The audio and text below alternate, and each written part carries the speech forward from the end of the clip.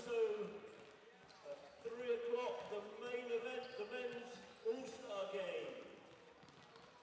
So plenty to expect from today. Stall holders, sponsors and supporters, always born in here for the merchandise stall, fit for function. We'll be here with their team showcasing their fitness programs, a chance to try out some of their kits, and Buckets Productions, Elijah Bailey's clothing brand will also be here promoting their materials. The cafe's open outside if you want to get tea, coffee, snacks, etc.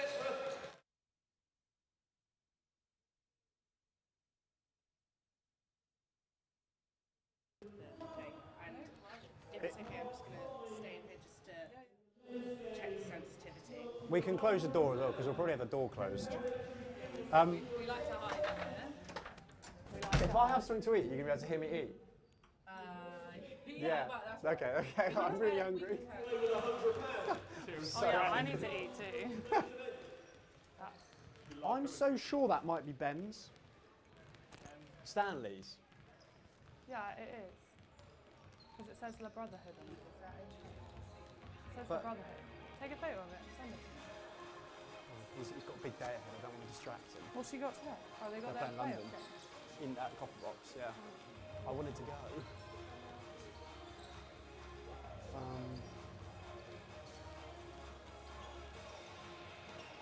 That's good. I refused to wear it. I didn't want to wear it, so I tied it to my bag and I said to the guy downstairs, I went, it's here, I'm not wearing it. He was like, I recognise you anyway, it's fine. The guy and... Who is the guy that's doing the door? Oh, is that Chris's dad? And I think then the lady on the table is Chris's mum. Oh.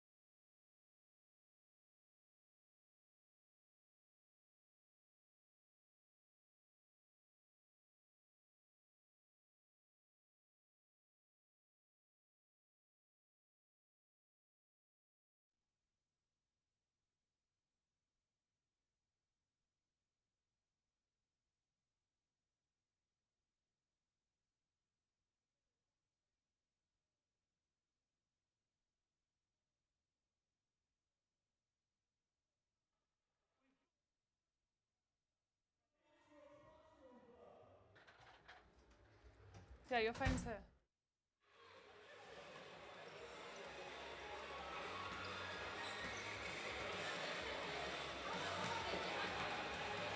Okay, Harriet, you've got 90 seconds just sorting out which ball she wants to go with first. Okay, Harriet, hello, you ready? Yeah, ready? Okay, here we go, 90 seconds. 3, 2, 1, go! Too I think strong. we're going with 5 shots per rack. There's 3. So it's 4 on the first rack. Pretty good start there from Harriet. Very good start. I mean, she's one of the best three-point shooters at Ipswich, so. Yeah, definitely one of the best 3-point shooters throughout the season. Winning league MVP.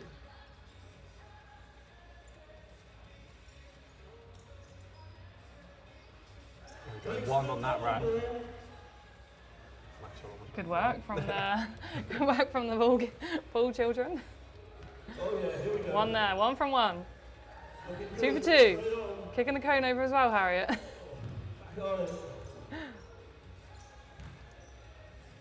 Obviously, Harriet Wellham going to be captaining Team Wellham in the game to come just after the three-point contest at 1 p.m. Women's All-Star game with the likes of Harriet Wellham and Liv Forster coming down from Ipswich to represent their teams. Strong from Harriet Wellham on this one here. 4 for 5 on that one. Strings the last one. I think that's, if I'm counting correctly, that's 14. 15. 16. Last one. I think it's 18, sorry. So pretty We didn't count decent very start. well. Yeah, clearly not. Pretty good start there from Harriet Wellham. Oh, they've just called someone that's not actually in here yet. Not here yet. Glory, I think the girls from Coda have just arrived travelling down from London. I think there was a few different travel issues on the way down, so we're going to move on. They better make sure they have size 7s for that one, Yeah, because they look like size 6s on the rack, and I think Martin has spotted that.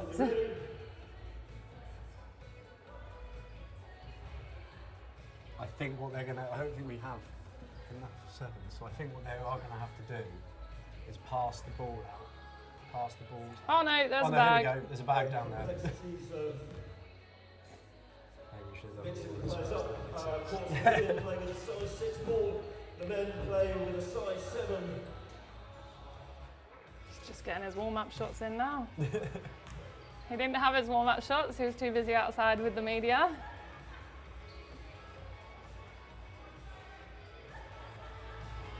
Again, he is one of the best three-point shooters for Birmingham. Led the team in coaching last year, this year, Yeah. just playing this year, got the team up to D1. And survive Division 1. That's sometimes the hardest thing when you move up to Division 1 from Division 2 to make that impact and to be able to stay up. First one's off. An array of balls here. Yeah. Second. 2 for 4. I'll keep those feet for the line. We can't hear you. Yeah, well, good start from Martin. 2 on the first rack, makes that first one on the second.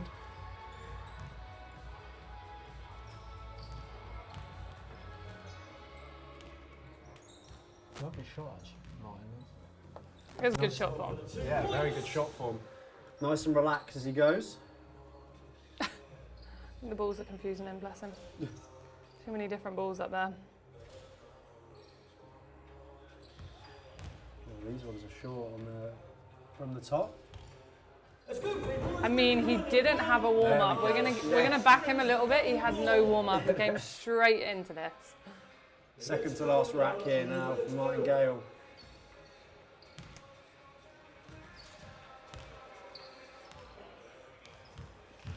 One more here from the wing left. Balls fly absolutely everywhere. There we go.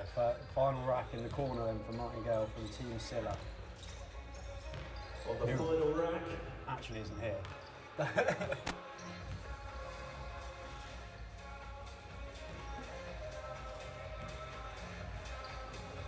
Last ball. There we go. Martin Gale scores 9. Martin Gale scoring 9 then, so halves Harry Wellham's score. I can tell you now, probably won't be happy with that one. But he had no warm up, so we're gonna keep reiterating the fact that he had no warm up for this 3-point contest. Nice and quick start to get things underway here today then. 3-point contest now, and then coming at 1 o'clock is the Women's All-Star game. Team trailing against Team Wellham.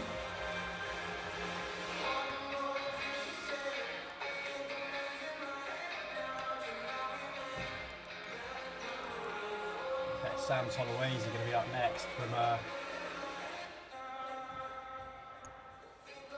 Okay, here we go. City of Birmingham Rockets, Sam Solent, sounding good to go? Not quite. Okay, Sam, another City of Birmingham player. Also just got selected for the 35G England Tri-Nations. Oh yeah, nice. So he will be there representing with Orlan Jackman as well, who I believe is playing today. Should be down today. So we have 2 England players. Orlan Jackman today. obviously also winning gold at the Commonwealth Games, which were in Birmingham for England. Tolaway's getting himself going. Not quite on that far rack as he moves to the top. There we go, drains one. Can that get himself going? Sam Tolaway, for his age, very, very athletic. As people know throughout the league. Constantly rising up for dunks and bits and pieces like that.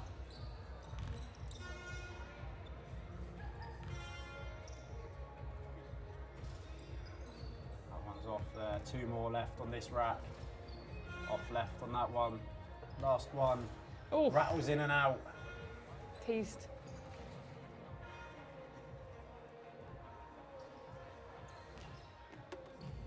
Final rack then for Sam Tolaway in the corner. First 2 are no good. Third one's good. Fourth one's good. And that last one rattles in and out. So Sam Tolaway finishes with a score of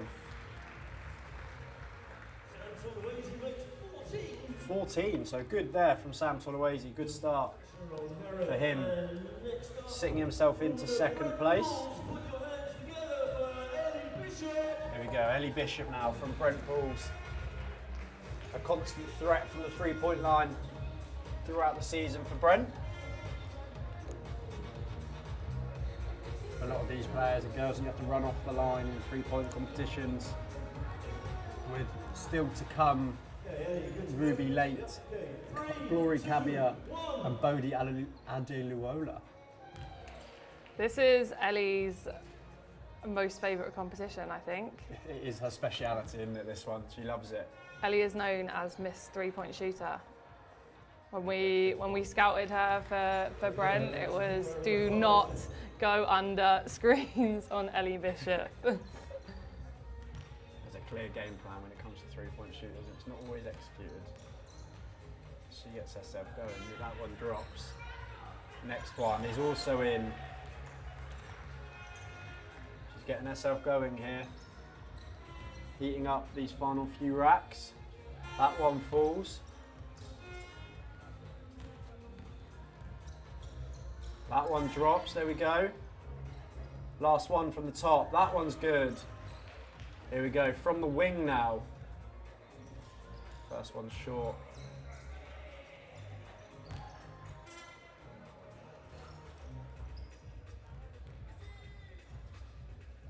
Final one from the left wing is short. Onto the corner, from the left corner. Moves the cone out of the way. Hits the side of the backboard. Second one is good. Third one good. Fourth one good.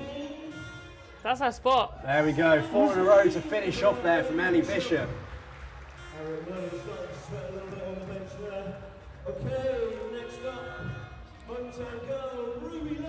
Here we go, Ruby Late up for the Team Solent Kestrels, shooting 46% on 3.5 attempts throughout the season. Hometown girl. Hopefully these home rims will do her well. I mean, the Bristol game, she was Captain Marvel, could not stop shooting threes and scoring threes, which was, as a coach, It's important. it was perfect. That's what we needed. Here she goes. First one slightly short. She's going to be a bit nervous in this. I don't think she's ever done a competition like this before, but it's nice to see her step up and actually want to compete in something like this. There we go, hitting some rhythm now. 2 from the first rack after some nerves in the first one. Which one would you say is her spot, Annie? Left wing. This left wing, okay, so we're ready for this one. From this right wing, all slightly short. Last one from the right wing, bounces it off the cone. And short, here we go. Ruby Lake just needing to heat up on this top one. Get some more legs behind it. There she is. Ruby didn't start off the season shooting the ball too well. I think she wasn't looking to shoot the ball for a lot of games. But that final 5 or 6 games, she shot the lights out, didn't she, Annie?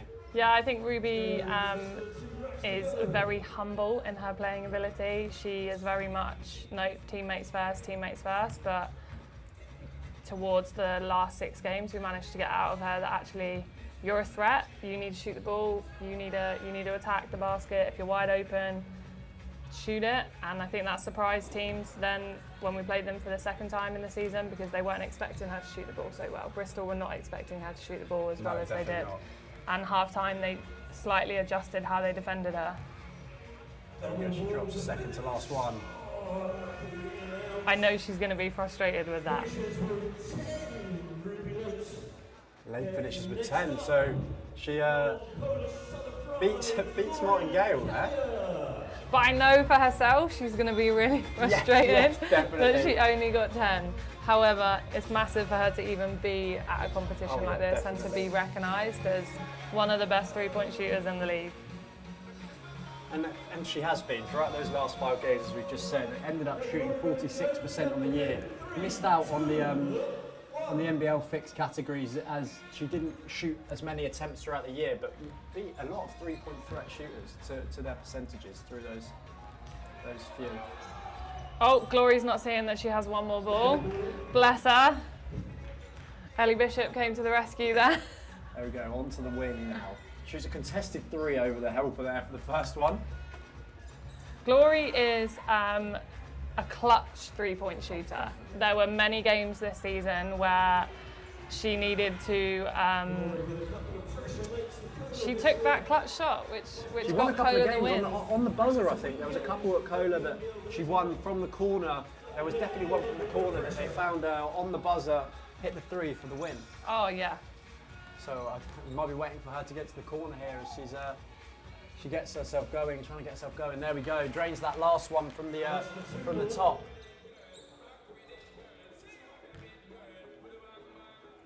It's nice to see her have the confidence to shoot as well in games this season.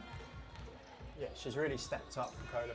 Cola not normally notoriously well known for their three-point shooting, but this season having her and Violet Stutz from the three-point line has really made an impact on their team, kind of spreading their offense out nicely. Oh, massively. That was obviously very evident with them winning the final in the end, up in Manchester, beating Ipswich in that final.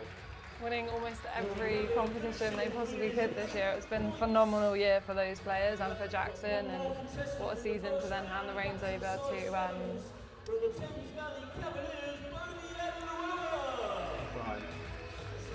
It's obviously nice, yeah, Jackson finishing off his coaching career at Cola, finishing nicely. He's obviously still going to be there as head of coaching, but not taking the reins, just like Matt Guyman did for Kestrels. He's kind of done everything he can in British basketball, winning everything, and just taking that step back and letting someone else take over. But that would be nice for the Cola girls. I mean, Brian's been with them for the last few years anyway, working with them in their 18s and at their Weeble games, and obviously assistant coaching at WNBL games. So it's not an unfamiliar face walking in and taking over. Here you go, Bodie Adilola going to take over now from Thames Valley Cavaliers. First one slightly long.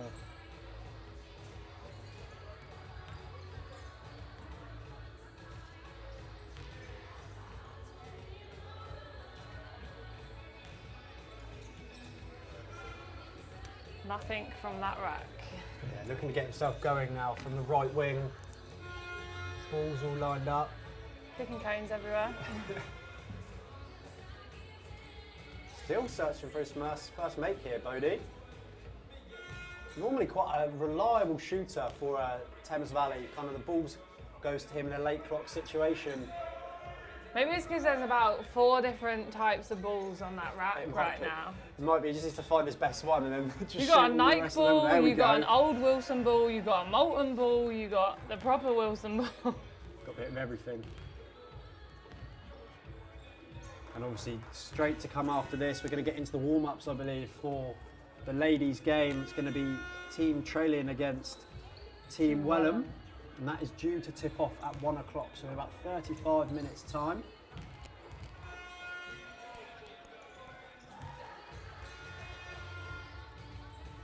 There we go, gets himself going, almost slightly too late now, but he's into the corner now for the final rack, makes that first one. Maybe he was just waiting for the corner. Maybe he's just trying to get some Maybe we spoke too excitement. soon. Last shot for Bodie is off right.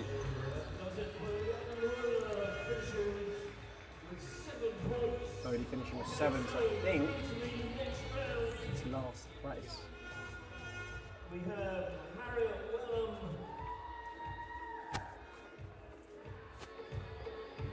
We have Harriet Wellham, Ellie Bishop, and Martin Gale. So Martin. So this will decide the hour winner. So Harriet Didn't Wellham. Sam score more? I thought Sam did as well. I think Martin thinks that too with the face that was just So we'll pulled. begin with the person finishing third so far.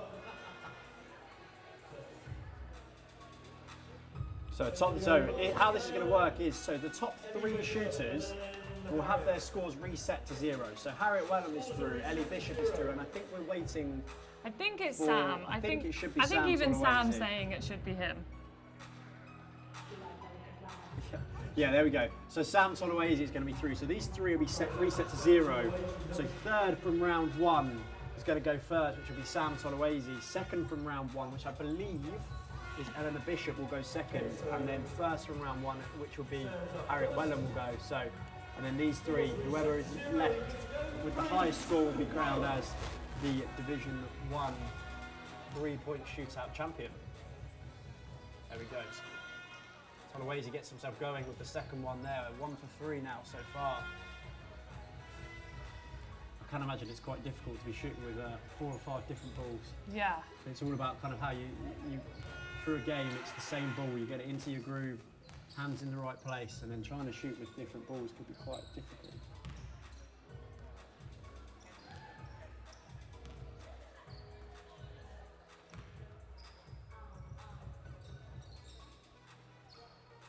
Needs to keep himself up here towards the end.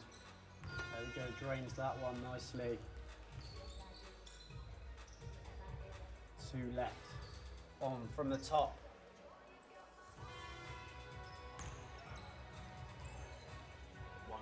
One left. That's a size 6. He didn't shoot with it.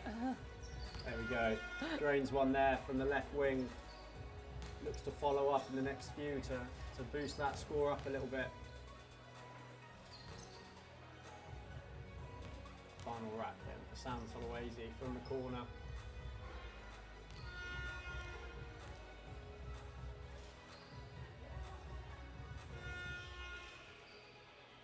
Not his best showing. I think the semi-finals, first round might have been a better showing here for Sam Tolawezi. He drains the final 2 shots.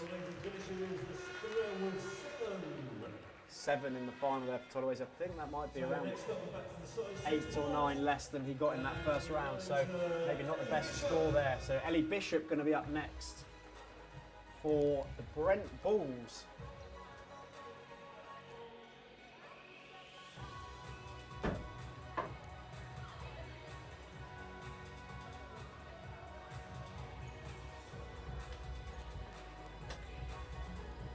Hopefully she's got size 6 basketballs on that rack. That mistake was made in the first year, I believe. Olivia Forster shot size 7s in that first round. I think she still managed to get a high score though with those size 7s. That shows that Liverpool can shoot with any ball that she's given.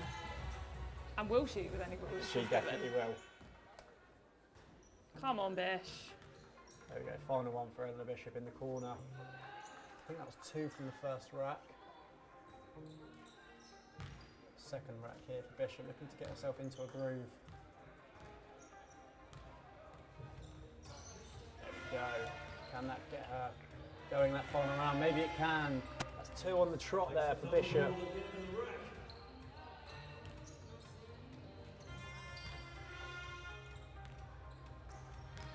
Top spot seems to be Ellie's spot today.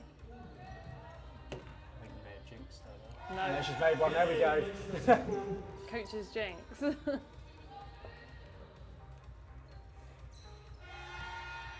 go, she's heating up now. Drains 2 in a row. Drains 3 in a row. Got a bit of a rhythm going here for Ellie Bishop. That one's slightly short. 11 so far for Bishop. Takes the lead from Sam Toluwezi. 12. That one's off right. She's looking to finish off nicely. Oh, rims in and out. That's the curse of these rims. Unless you swish it, they're gonna do the in and out. So Bishop finishes with 12, leaving the leader from round 1, Harriet Wellham, 12 to beat for the title of the 3-point contest winner for NBL and WNBL Division 1.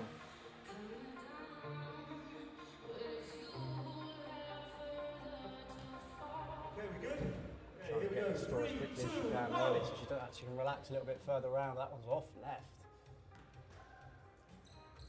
That first spot doesn't seem to be a good first spot for anyone today. I mean, Harriet was a good one in the first round, but I think she'll be frustrated with herself for that one as she laughs it off to Ellie. She needs to get going here. 0 for There we 6 go. to start, makes the 7th. Sometimes as soon as you see one go in, it is You're doing the commentator curse right now. be quite a lot of shooting. 2 for 10. She needs to get 11 more to win. Ellie Bishop might be taking the title smiling here. from ear to ear over there. Ellie Bishop is Looking like an Ellie Bishop win now. And if all Harriet Wellham can get going, maybe Harriet needs to get all 10 of these. I'm unsure if this last ball is count 2 or not, as it's normally in a 3-point contest. That's how it works, but I might be wrong. Yeah, the last ball in each spot worth 2 points.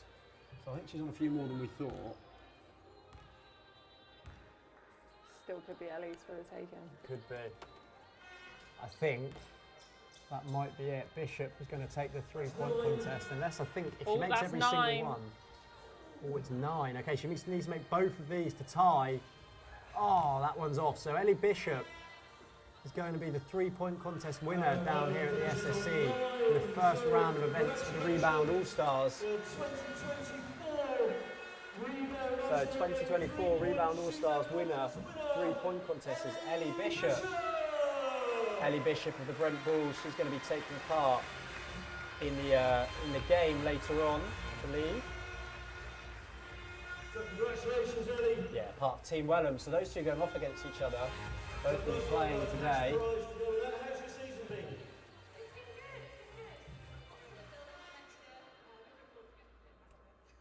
Absolutely, well done. Congratulations on a great season and on winning the competition today. Well done. Okay. So if we look ahead to the game, Annie, if you were to be coaching one of these teams, are you looking to have a bit of fun, or is it going to be have a bit of fun, but you also want to win? I mean, it's an all-star game. All-star games are there to show off your talent, have fun. Yeah, you want to win, but the fact that you've been selected to play in an all-star game shows that you are one of the best, and you should be able to just give it a go. Give it a go and get the game going, and hopefully get the win if you get it. Yeah.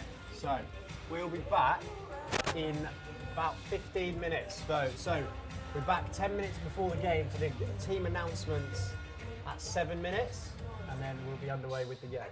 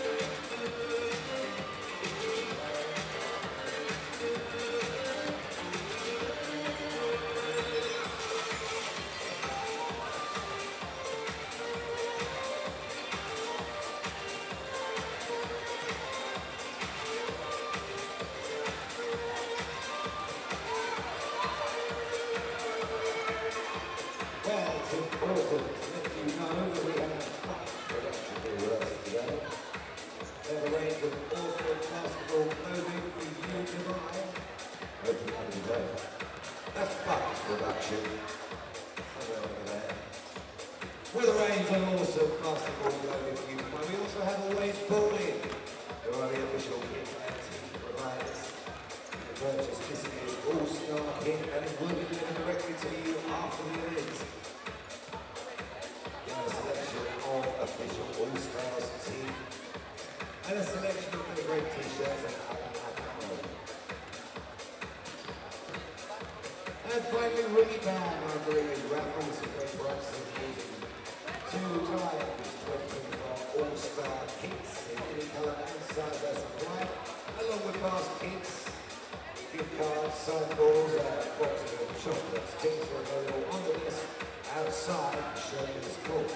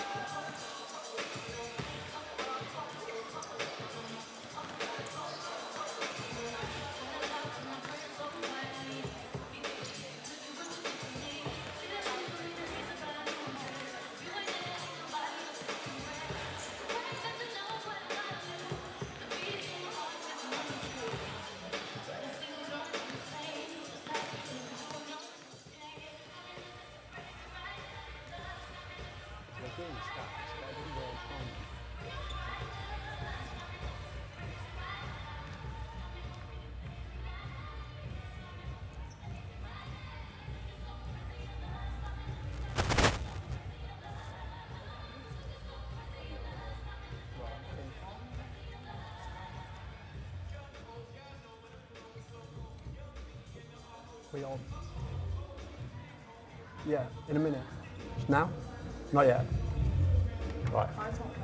Okay, so we're now almost ready for the Women's All-Star Game here at the Solent Sports Complex this year. So this year it's Team Wellham and Team Trolin both selected as team captains this year, and they have done the draft for this season. So LM Trolin's team is going to be 5 Rochelle Davids, 6 Olivia Forster, 8 Glory Cabia, 11 Chinwe Iwunzi, 12 Courtney Gray, 13 Rihanna Khalil, 21 Tilly Goddard, 29 Esther Kersite, 35 Christina Bagitza, and 44 Captain Ellen Trellin, coached by Kemrick LeBird. Is there anyone that stands out on that team for you there, Annie, that might take a bit of a lead role in the game today?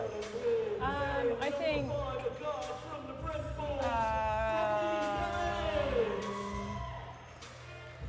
Helen obviously will take a lead on the inside, as well as Christina. Christina's really good at feeding the paint, feeding the ball inside. So I think between the two of them, they will eat up the boards inside and get the ball into the paint quite well. It's actually quite a nice game for Christina because she has said before this game that she is retiring this season. So this is her final game. So she'll be looking to go out on a strong game, which I have no doubt she will do. I think Liv, if she gets that first shot, then she'll go off and she could be quite a high scorer for this team as well. And Glory, just purely because of her speed. Glory is one of the quickest and controlled players I've seen in a very long time. Yeah, so as they all come out now, you can see also Lindsay Cleary is also there, who was drafted in this team but unable to play due to a fractured finger.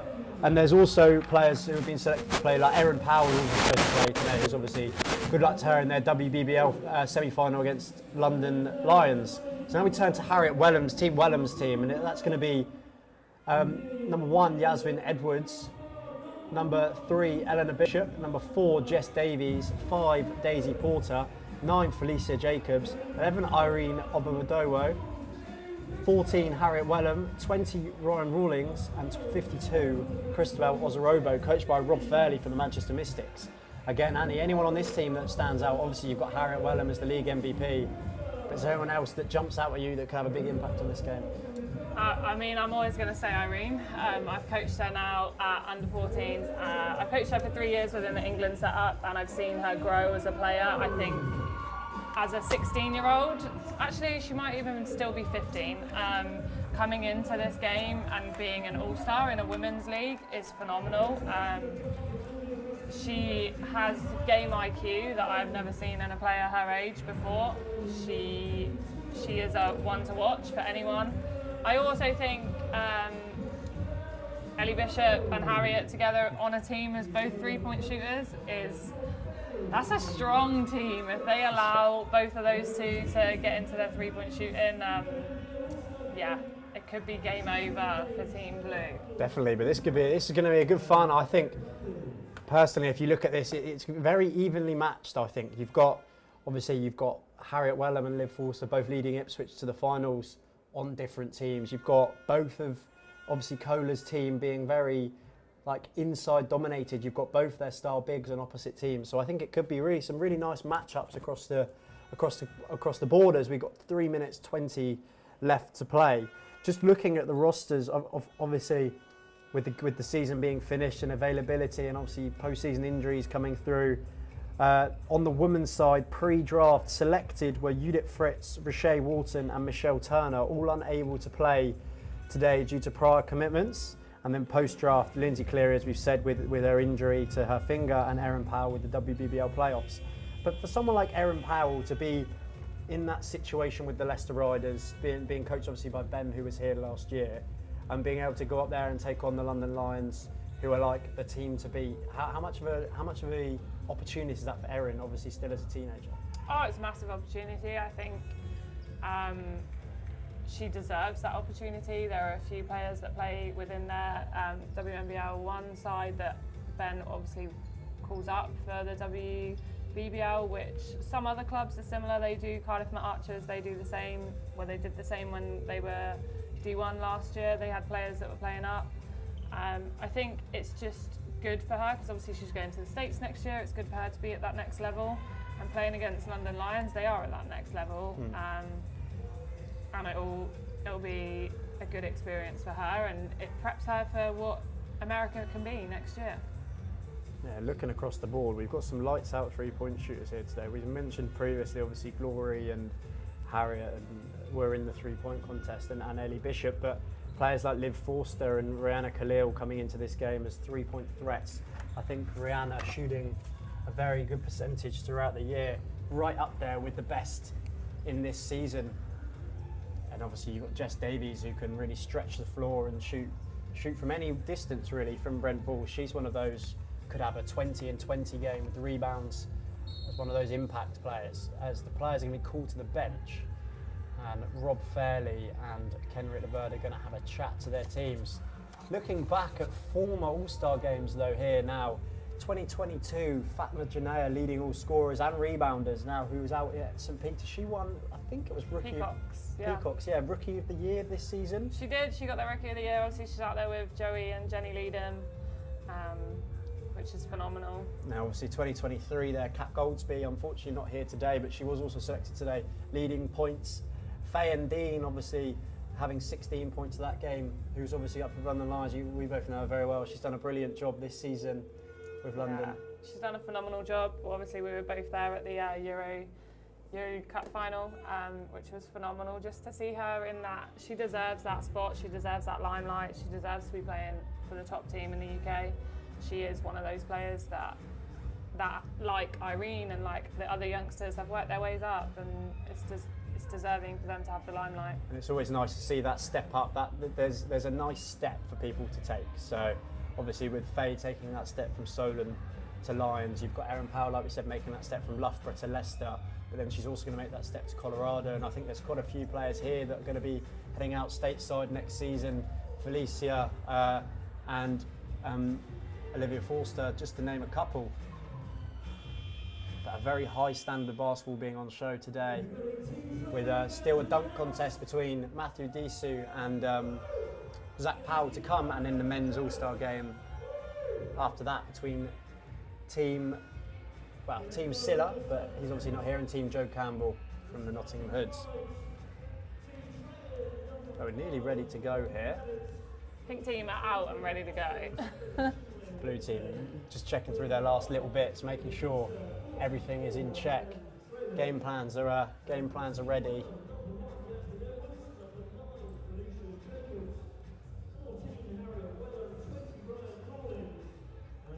So starting lineups for the two teams then. So Team Welham starts with obviously Harriet Welham, Ryan Rawlings, Christabel Ozarobo, Yasmin Edwards and Felicia Jacobs. And then the Team Trelane obviously starting with captain Ellen Trelane, Chinwe Owunzi, Christina Begitza in her final game, Liv Forster and Rochelle Davids.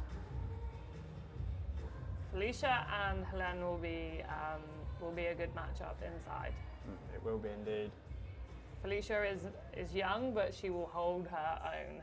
She's come into her strength at Cola, and they've done a phenomenal job giving her that confidence. I think she's one of the top scorers for Cola most games, and definitely one of the top rebounders along with Adora. There we go, balls up, Yasmin Edwards. We're going to get it under control straight away for Team Welham. Soroba on the drive, guarded by Rocky Davids, which is an interesting matchup. Guard on big, but obviously Rocky's not going to step down from any challenge. Rocky will accept any challenge that is thrown her way. Any matchup, you know that Rocky will take it. She'll look to get her hands in and steal the ball from people. Eats it downhill, ball goes out of bounds, off her knee, and it's going to go Welham's way.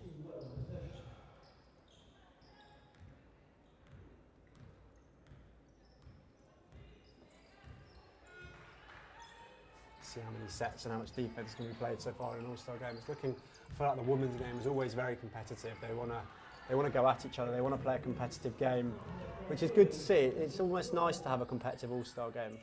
Yeah, they don't just want to go up and down and it be one offense and done, or one shot and done. They try and move the ball, which is, like you say, is nice to see. Everyone's out there trying to make each other, try and show each other's strengths. Definitely. Christina Begitza gets us going for the first score of the day to Team Trellin. And an assist. Oh, almost an assist. Chinway grabs her own rebound, misses the second one as well.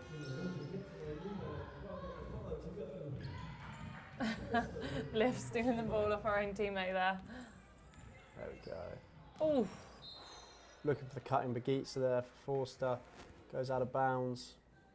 Score is currently 2-0 to, should be to Team Trellin, as the scoreboard slightly shows wrong here at the SSC.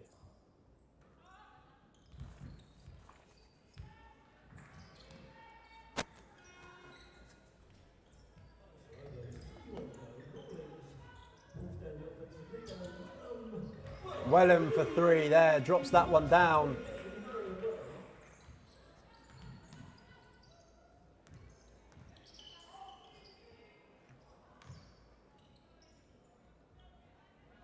here we go. We could see Harriet Wellham go off now from the threes as she's made that first one. There he goes.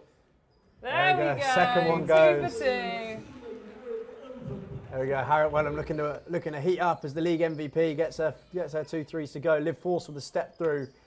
No good on her old teammate, or her own teammate, not old. Sorry. Oh, good pass. That is where Yaz Edwards is excellent. Her speed up and down the court is kind of unmatched throughout the year by any team pretty much. There's only a couple of names I can even spring to mind that will be able to keep up with Yaz Edwards in transition. Forster with the open mid-range. Hits back iron. Wellham and trailing the two captains battling for the rebound. Wellham comes up with it. Ryan Rawlings running the floor. Oh, Felicia was unguarded inside then. Wellham misses that three. Slightly deeper range as she looks to keep going with her streak. Rocky Davids in the mid-range, drains it. Rocky is a threat from the mid-range. Yeah, brilliant stuff there from Davids.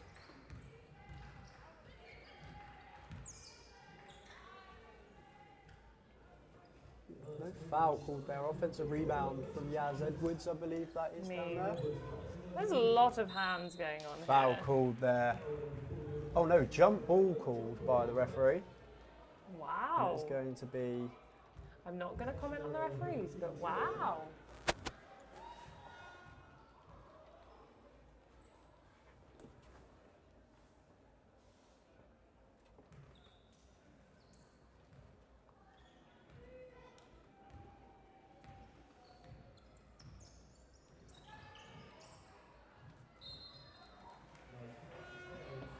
It's going to go out of bounds then to Team Wellham as Team Trellin turns the ball over.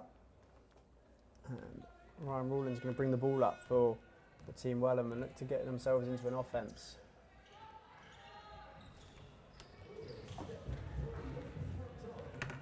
Winsey running the floor and finish by Forster. Okay, Chinway Winsey might be one of the names I was thinking about that keep up with Yaz Edwards in transition. She's brilliant in transition with Thames Valley and also takes contact really, really well when she goes to the hoop. Great find there from Rawlins. There's a lot of contact being allowed to... I know it's an all-star game, but poor Felicia just got absolutely bodied. I'm going to stick up for it. There you go, Wellham in transition. Sorobo, rip through. Floater, no good. Hip switch basketball really going to work here with Edwards getting the offensive rebound.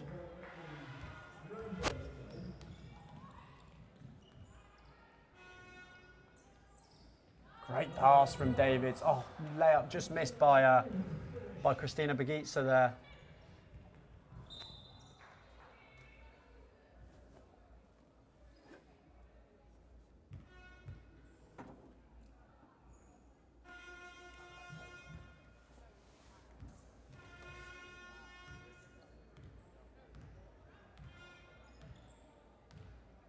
Rocky trying to get an offense going there. She was trying to cause some form of motion, get the ball moving.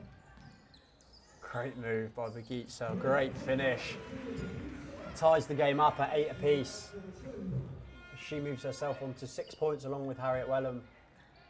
We need to see they need to see the mismatch inside. You got Liv will do a strong job on Felicia, but she was being guided by a guard then. Felicia would have seen that as light work. Should have eaten it up there, definitely. But it's going to be a Team Wellham ball on the baseline. Felicia goes into the post. Wellham in the corner. That's off. Gets her own offensive rebound. Kicks to Rawlins. Ooh, Loses. caught up on someone's foot potentially, but here goes Rocky. Forster, no thought about it, puts a 3 up, just off. Trailing goes to work. Blocked and fouled, I'd say, but blocked by Osoroba, and it's going to go out of bounds. Team Pink, Team Wellham are going to make all 4 substitutions, as they're going to leave Wellham in the game, and Jacobs, Rawlins, Osoroba and Edwards are all going to come out. I'm going to assume that within the Team Wellham's 5 now, Jess Davis is going to play the inside position, but as we said, Jess is one of those players that, although she's tall, she's a guard. She can play on the perimeter. She's Definitely. a threat from all over the court. As Rihanna Khalil and Courtney Gray have checked in for Team Trailing. Trailing and inside. Going to work. Lovely finish underneath Jess Davies' arm there.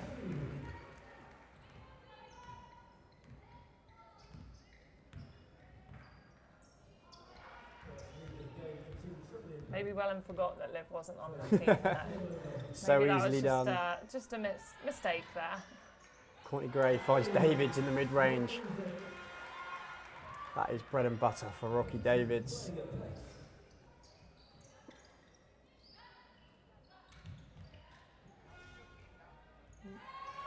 Oh my golly gosh. I know she's frustrated with the no call there. Who's that? Irene. She won't show it though, because she's probably one of the most politest children when it comes to referees' decisions. She will never argue it. She'll just go, okay. Just take it on the chin and move on. Even if she doesn't agree. Not a bad trait to have, really, is it? No. Especially with the refereeing in this country. Forster downhill. Good defence. Yeah, good defence there from Irene. As ball's turned back over by Jess Davies after the rebound. Trailing. Thought she was going to put it up. Khalil for 3. That one's off. Trailing and Porter battling for the offensive rebound. It's going to go out of bounds. It's going to be Trailing ball. Timeout called by Coach Rob Fairley for Team Wellham. Score sits at Trailing 12, Wellham 8. With 3 minutes 56 left to play on the clock. What's your thoughts so far, Annie? A relaxed start to the game, I'd say. Yeah, I think quite a relaxed start from both teams. I think, obviously, it's post-season. Some people probably haven't played since their last game or since their last training session. I know, personally, with Kestrels, we haven't had a session in the last couple of weeks, so there could be other clubs that are doing the same, and then we get back up and running. I think Team Pink, Harriet's team, they're slowing their offense down. They're trying to move the ball. Which is nice to see. They're trying to get everyone involved, but I do think they need to get the ball inside a little bit more, because Harriet can feed the post really well. Yeah, definitely.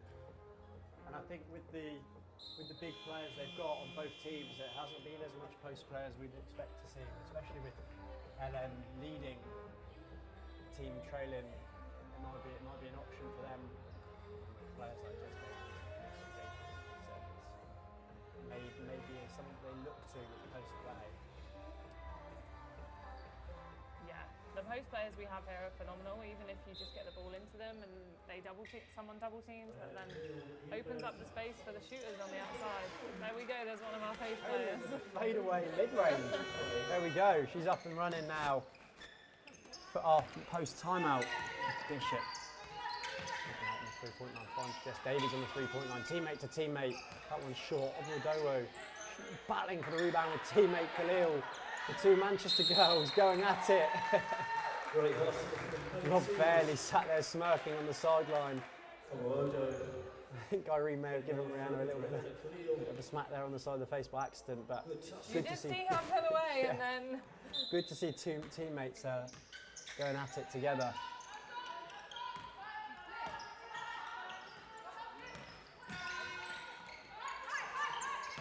Well, good defense by Camille there. Trying to find a cutting over there, but Trailing meeting that with Forster. Camille on the offense now. Glory Cabio into the game for the first time. Forster, corner, foot on the line, no good. Khalil soaring in for the rebound, but ripped away from her by Harriet Welland. She is indeed.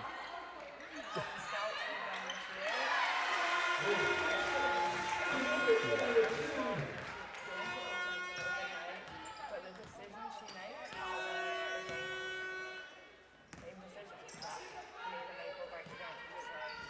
So I think we're seeing that in this game as well. She's very smart with how she moves her body around the court, with the positions that she gets herself in. These youngsters out here can learn a lot from her today. And anyway.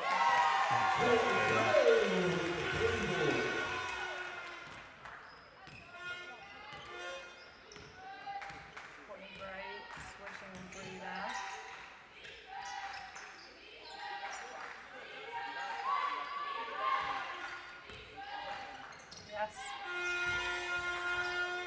We talk about smart decisions, we talk about smart decisions and then a foul gets called. I would argue that was probably the same amount of contact that Irene gave her when they were on the floor.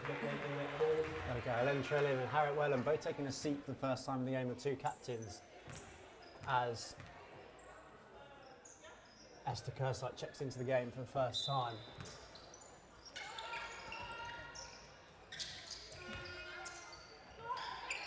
Ellie Bishop, three-point shooter winner, both the pump fake. Irene for three. That's butter. There we go. Good shot there from Irene to get herself on the scoreboard. She made some clutch one of those when we played Ireland in the Four Nations this year, which thankfully got us the win. Got us the win of the tournament.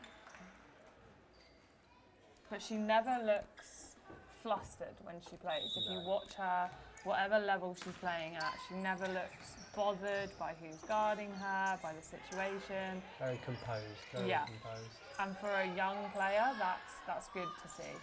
Courtney Gray for three, drops that one in. That was with some contact as well.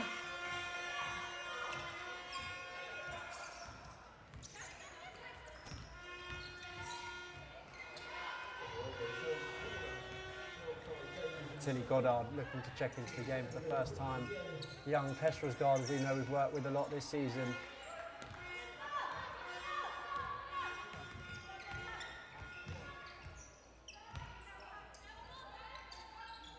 Bishop for three. She was never going to turn that one down. That one's in.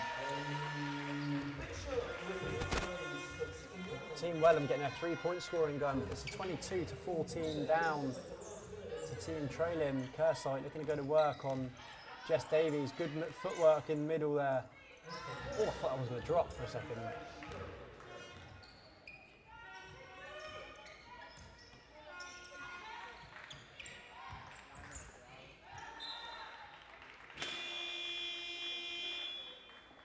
Ball just going out of bounds there. I think it came off someone's foot as Bish was trying to get through.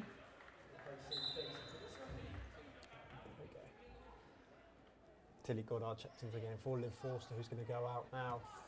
Something going on the table that we're checking.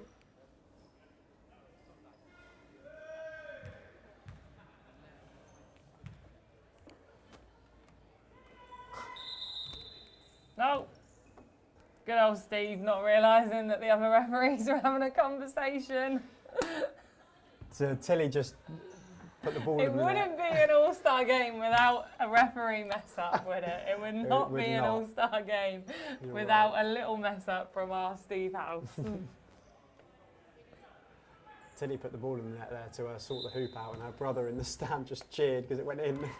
just to get her a bit of crowd cheer going as Glory Cabby is going to bring the ball up the floor. Running a set here, I think, for Courtney Gray. Finding Kersite inside. Goddard for 3, steps through. Floater is good for Tilly Goddard. First score of the game for her off the bench. One shot here. Oh, they say one shot here, but Irene drains the 3 from the corner. Wellham's team really getting it going to the 3-point line. 3 seconds left on the clock. Oh, Daisy with a great steal. Great defense from Daisy Porter there. I told you, Irene is unfazed by a lot of things. So leading all scorers so far now, Christina Gitza with 6, Courtney Gray with 6, Eleanor Bishop with 6, and I think Obadowa's foot may have been on the line there as she's got 5 on the board, and team Harriet Wellham's team, she's also got 6 points. But a good start, entertaining start to the game so far. Yeah, it's been a good start. I think, like we said, both teams are in the off season now, coming out. They've got their start now. They see where they want to go. It's quite cool. It's a good game for them to be playing in. Yeah, very good. So yeah, it's a bit of enjoyment to finish the season. Rebound All Stars has been a yearly thing for the last 3 seasons. All here currently at the SSC, but looking to expand outwards, hopefully next year into somewhere more central, get that crowd up, get that crowd going, and make it bigger and bigger each year. You see with the BBL and the WBBL also starting that this season with their All-Star games, that being a massive success at the Copper Box, and the level of basketball in this country is just going up and up and up, with London Lions obviously doing what they did in the Euro Cup, and the league and the WNBL this year being so competitive, being really good basketball to watch all season. Yeah, I'd say women's basketball is on the up. I think we can all see it. We see it at the junior levels, just the amount of competition that we have going on. So there's still work to do. The coverage of the women's game this year has been really good, and hopefully year on year it just keeps building. Definitely, yeah. So we're about to get underway for the second quarter. Obviously Team Trailing leading by 7, a high scoring first quarter for Team Trailing. We did say we weren't expecting much defense. We did, it was possible. But I think even so, I think it's been sprinkled in defence. It's not that there's been none play, but there's been a rarity of defence, we'll say. But that may all change now here in the second quarter. Also Robo for 3, no good. Kersite battling for the rebound and pulls it down, and Khalil's going to get team Trailing out on the break. Finds Courtney Gray. Thought about the 3, he's already made one. Yasmin Edwards looking for the 3. Tilly Goddard in the corner. Gray now pulls the 3, and that one's going to rattle in. Courtney Gray. 3 for 3 so far. 9 points for herself. Good start here from the ERU forward. Oh, Felicia Jacobs put Kersite in a spin cycle there, but not quite able to drop it down.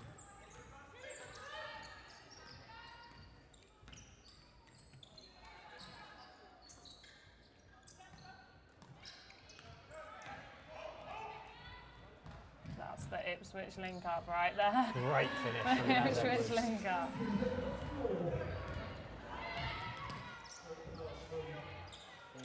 Yaz Edwards is such a nuisance on defence as well, really good defender. She just comes out of nowhere at points. There you go, exactly as we were just saying. Ooh, I'm not sure on that one. I got deflected. It looked like it definitely did. But the call stands, it's going to be a Team Wellham ball. Oh, Courtney Gray steals it straight back. Oh, and misses the layup. She's 3 for 3 from 3. But the open ones, ooh, double dribble. Balls a robo there. In the end, it was a great... wanting that basket to count, actually. In the end, it was a great pass, but double dribbles as she comes across the halfway line.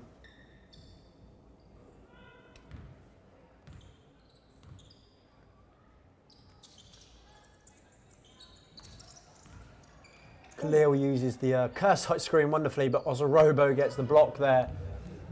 Wellham pushing the pace, finding Jacobs. Floater no good. Goddard pokes the ball free to Cursite. Ozorobo pokes the ball free, but trailing. It's very scrappy basketball so far in this second quarter. Jacobs to Ozorobo. Brilliant finish. That is classic give and go basketball.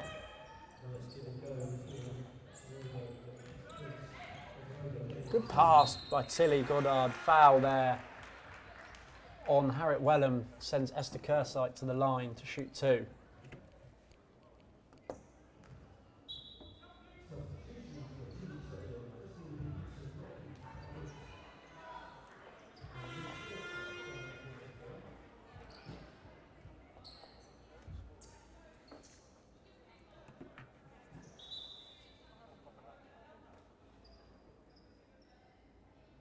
Issue with the table?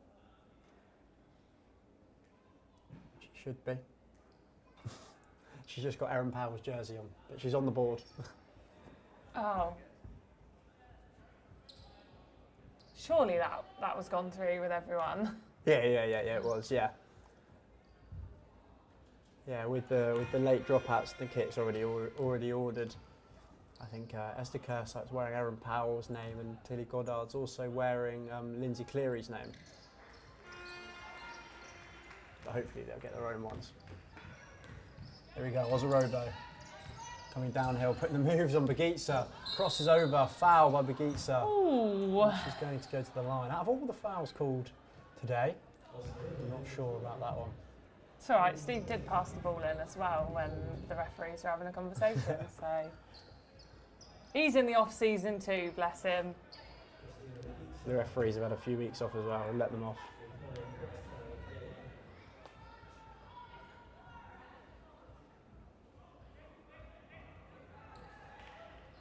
Oh, now they can't make a decision on whether it's a shooting foul or an end line. We got there in the end.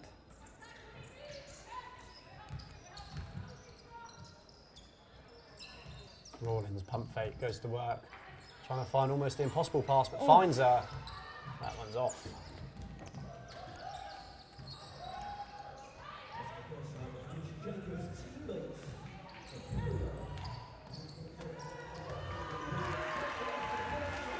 There we go. Team Trellin looking to get going now in the in the third. Almost wipes out camera. Almost wipes out Kai. But it's going to be a Team Trellin ball now after the turnover on the baseline, looking to extend their lead into double digits on this possession, currently leading by 9.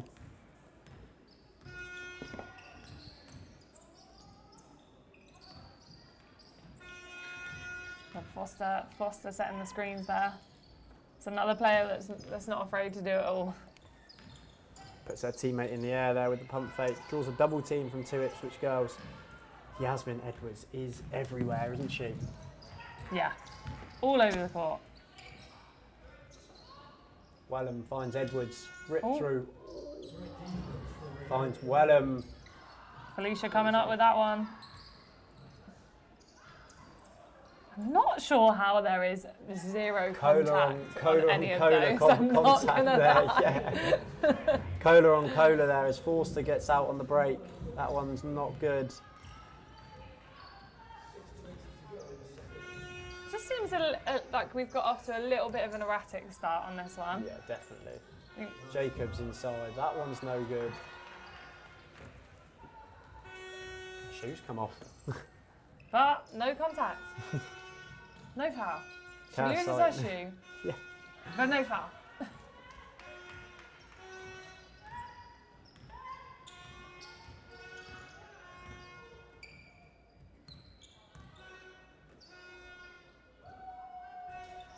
Rawlins for 3. That one's off right as they get out in transition again.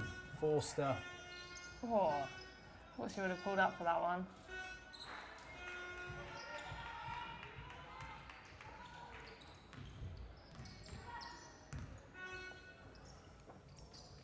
Ozorobo going to work.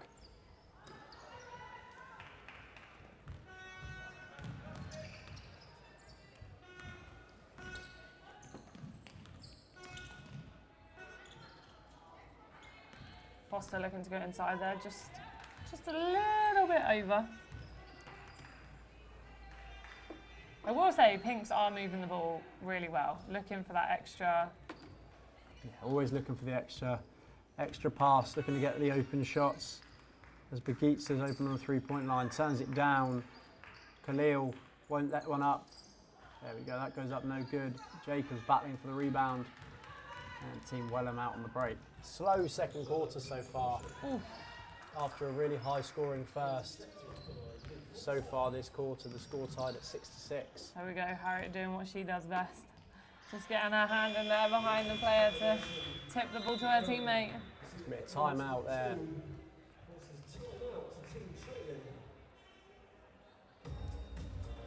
Not sure timeout by who, but timeout by someone. Looks like team trailing. So, timeout by Coach Kenrick the Bird. And I'm going to talk things over now after a slow start to the second, 5 minutes left. Score at 30 to 23. 25. 25 now, as that one's just, that scored just before the timeout. Leading all scorers so far is Courtney Gray with Harriet Wellham, Yaz Edwards and Eleanor Bishop on 6 apiece alongside Christina Begitsa for the opposition side. So 6 to 8 so far in the second quarter, 6 minutes played. If you're one of the coaches, what are you going to look for? Are you going to set up a set or just say keep enjoying it and keep going? I think with a game like this, it's got to be motion. You can't. Oh, the clock's gone off at one end. Sorry, got distracted. I think in an all-star game, it's got to be looking at motion, looking at where you can excel yourself. You know, these players know their strengths, and it's for these players to work to their strengths. I think that's probably the most important thing. It's all very good for the coaches to put in like a set, but you're not going to put in a really complex set when you don't even have a session with them before this game. Yeah. These players all have a high IQ, so they'll be able to create for themselves, and it's all just about how they create. There may be a few things that come into play that help them with the creation, but it's all about showing their best. Exactly. And at the end of the day, they've all been selected to come here as the kind of the best players throughout the league. So it's going to be a high standard of basketball. Whatever happens, it may mean that defense steps up a notch or the offense steps up a notch. And one of the two is going to happen.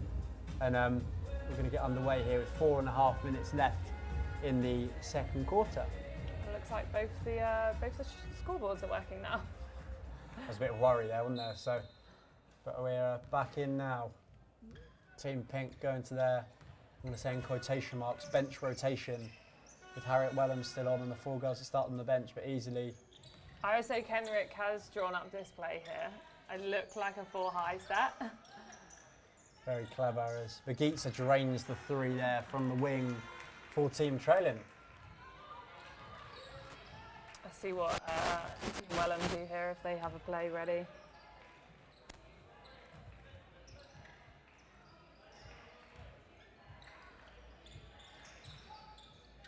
Wellham for 3, drains that one. So that moves it to a 5-point game now in the favour of Team trailing, but Team Wellham really cutting that down slowly. So the ball is going to be blue, Ellen trailing team ball.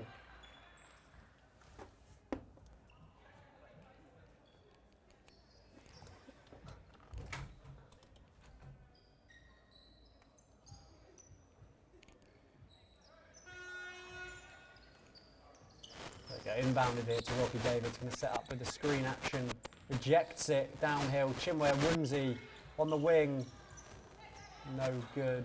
Daisy Porter picks up the defensive rebound, finds Harriet Wellham, who's going to get out in transition.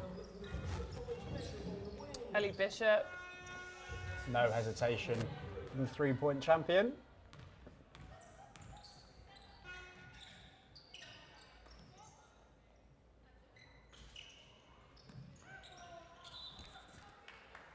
There you go again, trailing ball on the baseline.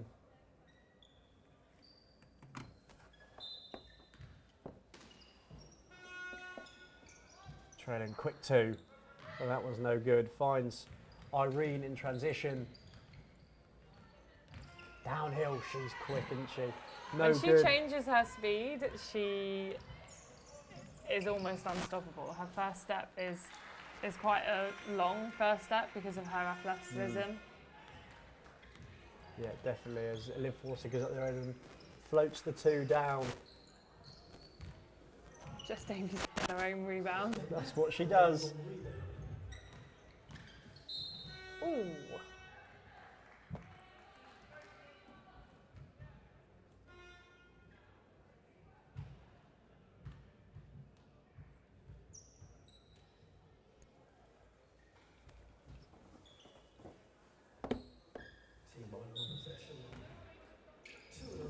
Wellham inbounds to the corner to Bishop. Daisy Porter finds Wellham, one bounce, three, no good.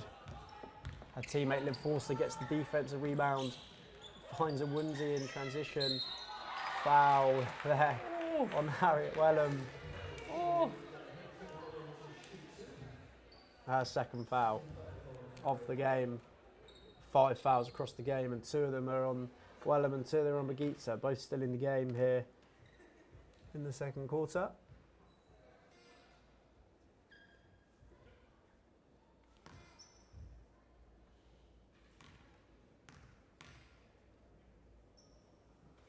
Misses that first free throw there.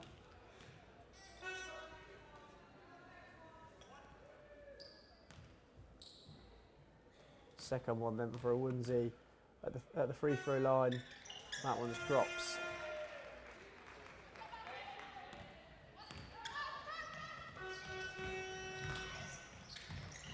Ooh. Oh!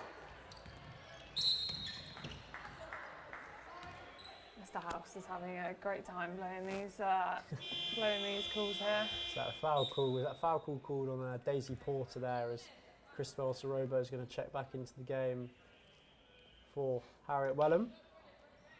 Daisy Porter's first foul of the game, substitution for Team Wellham. The captain heads to the bench.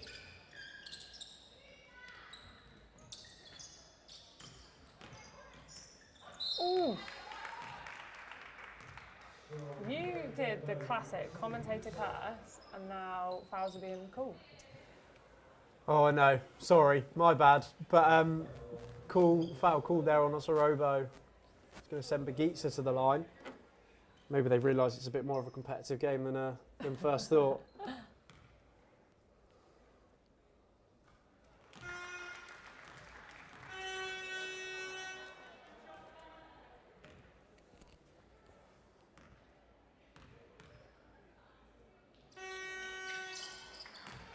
Magitsa making both of those free throws there.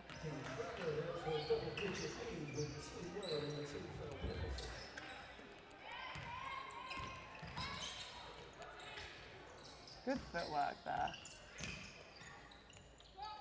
3 for Jess Davies. That one drops.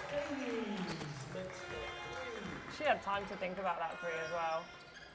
I mean, at her length, she can pretty much shoot over anyone. So not too bothered about the closeouts. Then she's called for a foul at the other end on Ellen Trellin, so she's going to go to the line and shoot 2.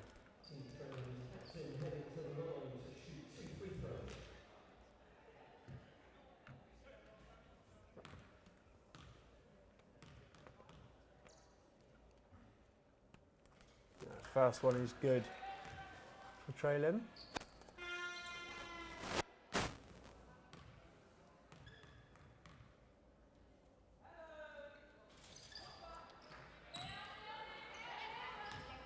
Second one no good, and the defensive rebound's pulled down.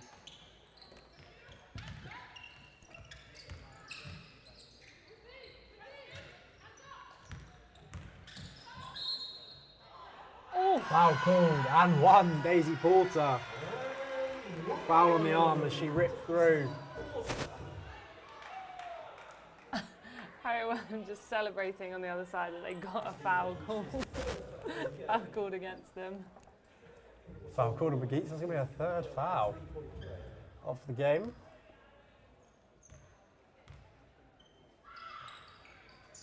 There we go, Daisy Porter drops in the and one.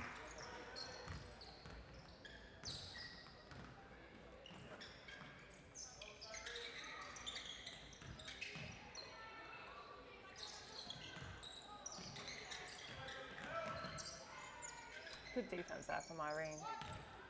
Making sure to stay in front of Liv there, stopping her from getting to the basket. That's the thing about a lot of players that are here, they're all very good offensive players and also very good defensive players. Irene being one of them and Yasmin Edwards being another one. There's a lot of girls here that can play offense and defense, which is not a commonality in some situations.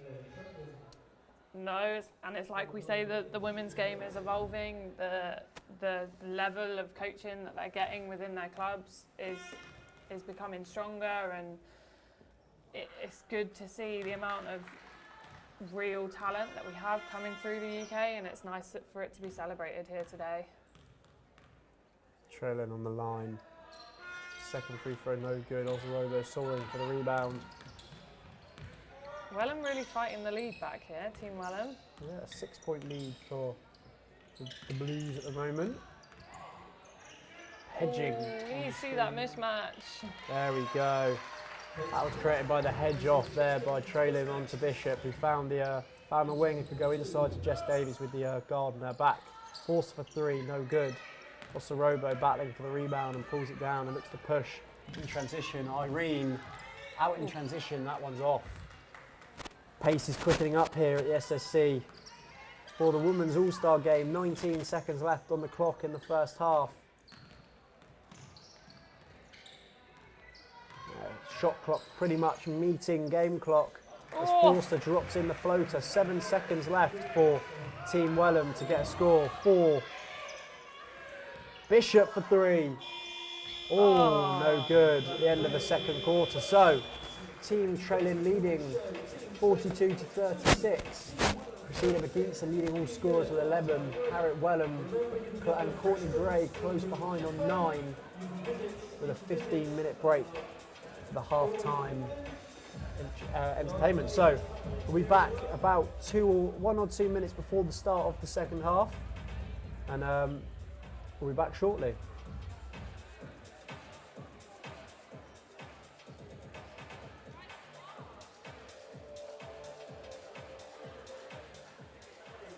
Okay, so we're going to have the first of the junior competitions, band competitions. We're going to have a free throw competition. If you fancy the chances of winning a signed basketball, then make your way out to the free throw line down at this end where I am at the clipboard, please. 3:20, don't be shy.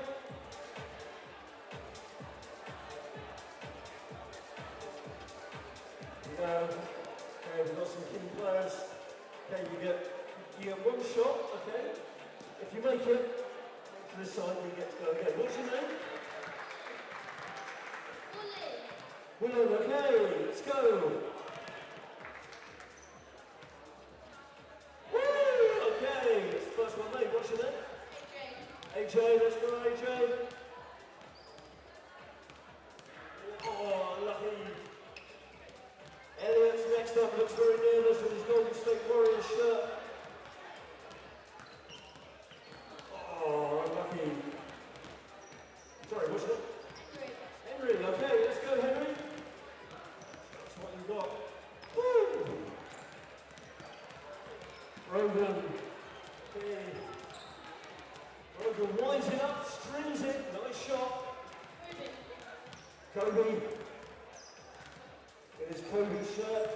Unlucky. What's your name? Max. Okay. Good luck, Max. Not quite. Jalen. Okay, let's go, Jalen. Okay, make it join the line over here, please. Jalen. Over here. Thank you. Zach. Ooh, got a lot of mates. Sabrina. Okay, Indy, okay, let's go. Indy in a boot, let's go, Indy. Oh, lucky, let's go. Ruben, let's go. Nice shot. Will, okay, let's go, Will. Lucky.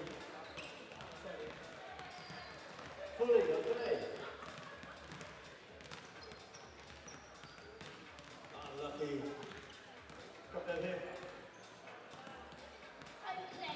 Oakley, nice and clear. Well done, Oakley. Yeah! Through. Finn, okay. Unlucky Finn. Okay, Ethan needs a ball. If somebody can just lend him a ball. There we go. Good job, thank you. Good job, Ethan. Henry, okay. Henry strings it. Okay, Max, can somebody lend Max a ball, please? Good job. Unlucky Max. Okay, Sam's the last one to go in the first round. Unlucky Sam. Okay, so if you're over this side, you're through to the next round. Let's go again.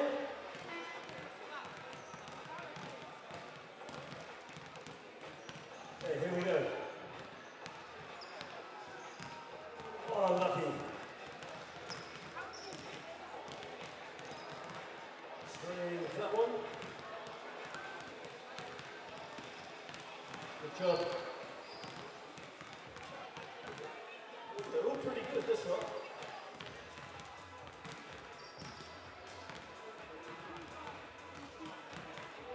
Unlucky.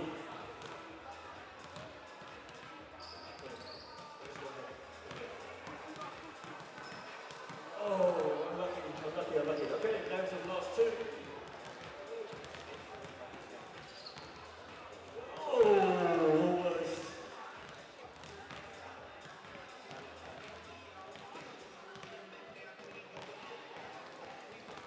Unlucky. Okay, so we're down to what? The last three? Okay.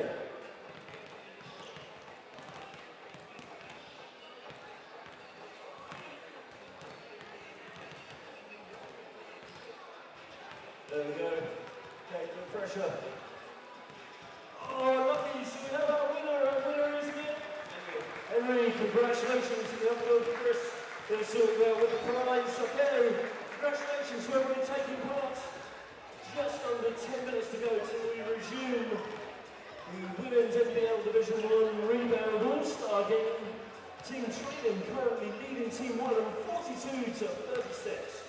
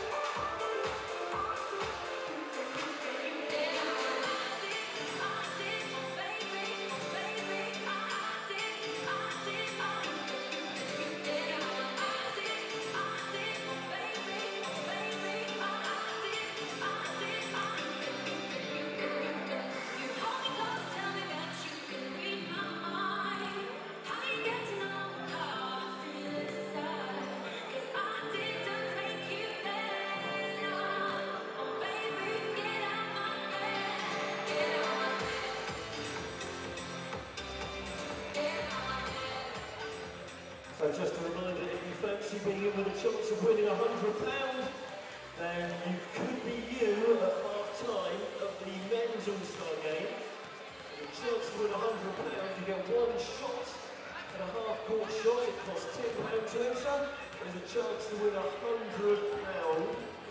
coming out of this sunny weekend here in Southampton.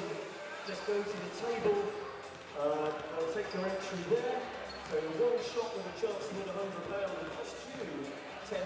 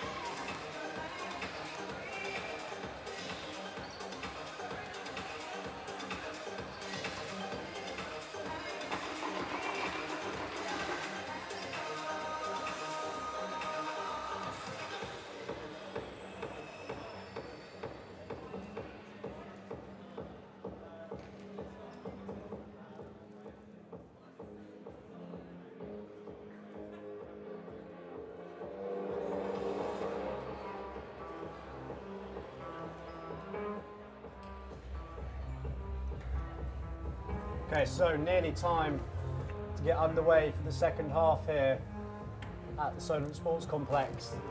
Harriet Wellham's team trailing Team LN by 6 points so far in the first half. So Annie, second half, what are you expecting? Expecting a bit more competitiveness to try and make this a close game, or do you think it's going to be quite as relaxed as the first half? Yeah, I feel like the first half was really relaxed. I think we will see the competitive side of some of these players come out within the second half. I think they were all just settling into the game. You can see that Team Wellham's starting 5 in this half has been changed ever so slightly with Irene coming into it. So it'll be interesting to see whose competitive spark really shines. Yeah, I think it'd be really good to see Irene kind of put into that 5 with her and Edwards being a real force on defence at the 1 and the 2 spot. And then obviously Harriet Wellham and Ryan Williams, they've almost got 4 points after the court there, which is really great for them. And then on LM team bringing Glory Cabia into the starting 5 alongside Courtney Gray, who is lights out currently from 3 for 3 so far, from 3 for Courtney Gray. We're going to get underway here with Team Trelon ball at the halfway line. Glory Cabia has the ball under control, and we're going. Playing that full high set that. Oh, indeed. The geeks are off the screen from Trelon mid-range. That's short, bounce off Jacobs into the hands of Rawlings.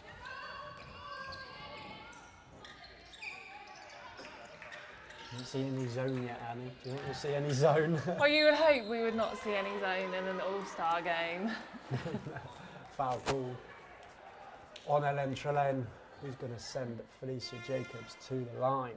Harriet Wellham again really celebrating the fact that they got a foul.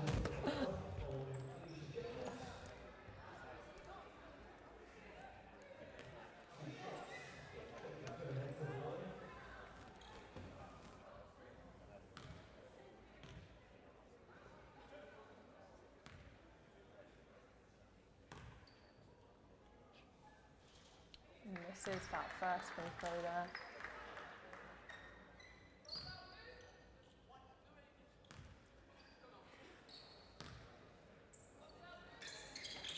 And the second, which is quite unusual for It is, yeah. She's normally reasonably reliable from the line. I think shooting on the season about 60-odd%. But going 0 for 2 there is surprising.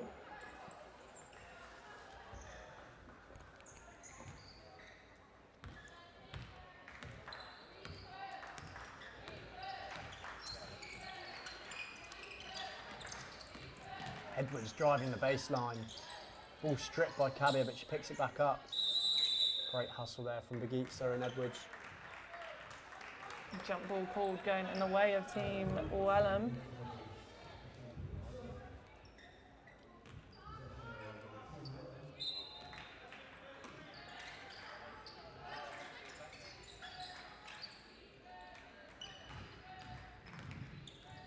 Good crossover there by Wellham, finds Jacobs in the mid-range, pulls up, floater, no good, rebound trailing, battling with Rawlins, and the ball's going to go Team Trelon's way. Slow start to this third quarter. Yeah, very slow start. Scoreless so far in the first minute, as we're looking to get either team going. Seeing the ball in the hoop, great pass by Cabia, kick to Begitza for 3. There's the score we're looking for. Great basketball there from Team Trelon. Cabia finding the cutting Trelon, kicking to Begitza for the early 3 after the help defence comes over. Good hands on defence there. There we go, Trelon. Team Trelon out on the break. 5 early scores, 5 early points, sorry, now in a row for the team. 5-0 so far in this quarter.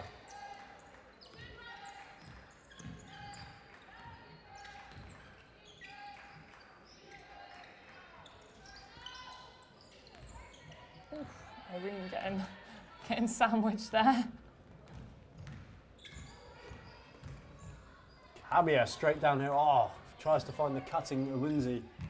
Just bounces off her foot. Good Irene pass. kicks ahead to Edwards. And the finish. Good basketball there from Team Wellham. just need a couple more steals just to claw this back.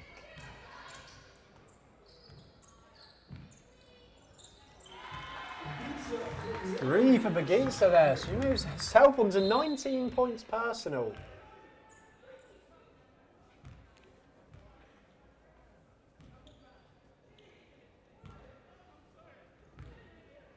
Really setting the tone in her final game before retirement, as she told us before today. It's going to be her last game. Rawlins throws the fake, no good. If I was her, I would be frustrated with the lack of whistle. Been a commonality so far today, the lack of whistle, as the ball's thrown out of bounds there by Courtney Gray.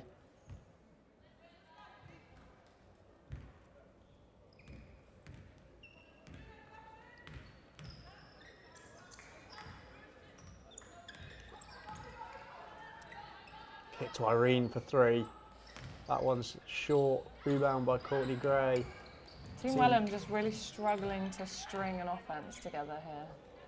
Which you would expect because none of them played together, but... That's the thing, that is the difference when you get into an all-star game. It is difficult because you've got so many different players.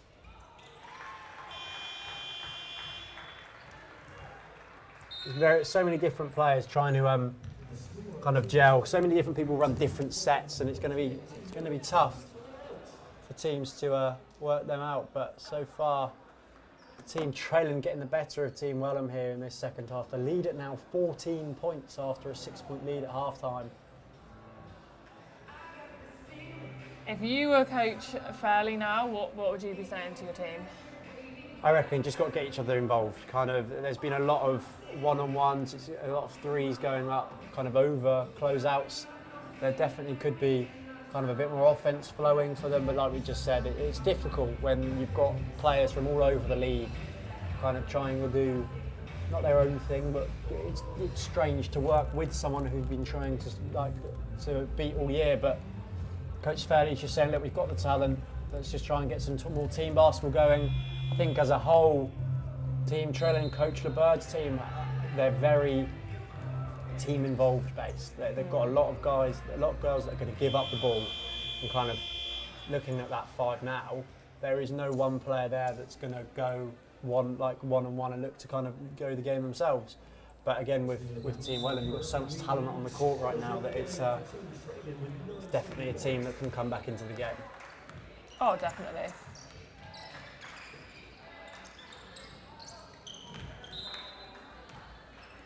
I almost called it. Harriet Welham putting up the three over the defender, and that was just short for the air ball, as Trellan's team are going to get it back in bounds now. Screen coming for Courtney Gray. Good defense by Robo there. The pressure causing the turnover there, which is just what Pinks need to do. They need to pressure the ball, get turnovers, try and get some steals as well. Good basket there. Another Ipswich link up between the two of them. That is one thing that they've got on their side. They've got three girls on their side from Ipswich on the court right now, and another one on the bench on the other team for Team Trellan. They've got a big Ipswich representation today, as their side made it to the final against Kohler. Also have a good representation today with Glory Caviar and Felicia Jacobs and Esther Kersite all here today.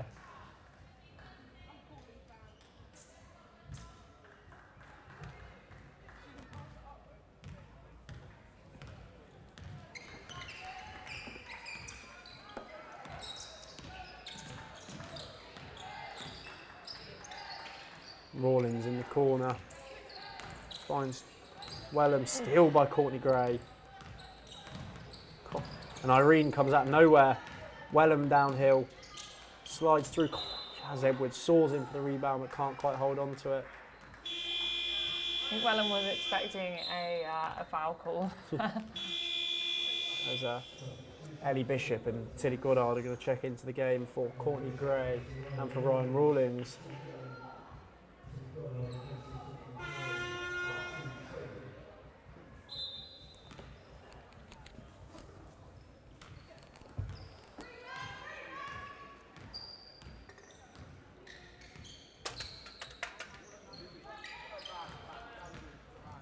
Geets it downhill. Finds Goddard in the corner. That one's off left. Ozarobo pulls down the rebound, looking to run in transition. Finds Irene. A good finish there from Irene. Cuts the lead to 10 points.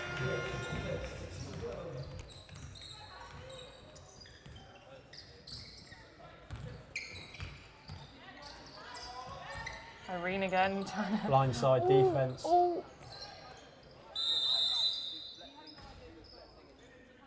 I think she might have been kicked in the head there just by accident by Glory. Referee stopping the game.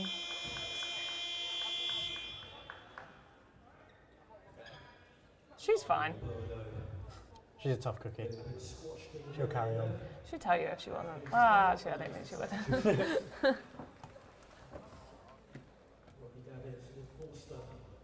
Back into the game for Team Trade.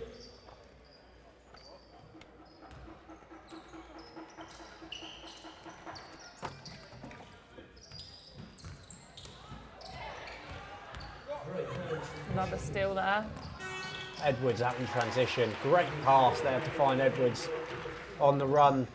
It's the Ipswich link up. It is indeed. Lead cut to 8 points. That's exactly what we said they need to be doing. They need to get a steal and then chip away and fast break. And with a player like Edwards on your team, you know she's going to run the floor. You know she's going to get down there, and it's the person you want to be looking for. Good move by Winsey there. Can't quite find the finish.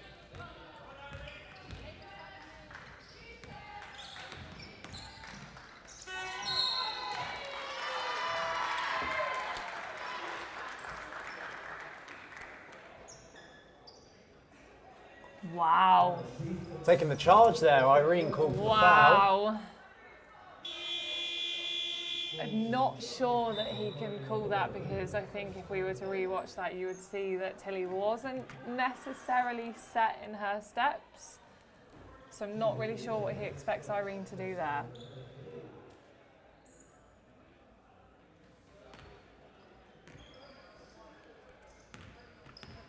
Anyway.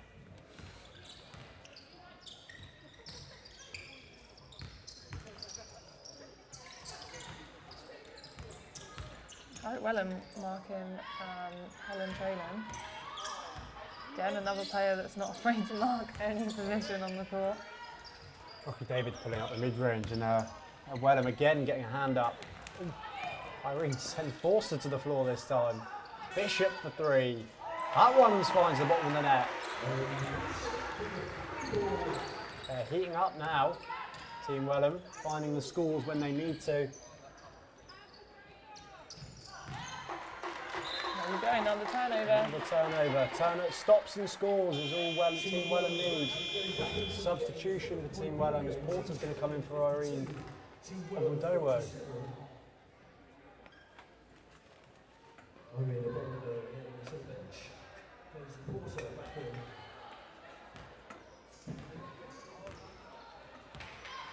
brought this game back to a 5-point game. Ozarobo downhill. Half blocked there by Traylon. Goddard looking to slow the game down. Finds Khalil in transition. David's good pass there to Traylon. Good steal by Ozarobo. And Edwards off to the races again. Wellham for three to pull her team back within two. That one's off. Ooh. Great rebound.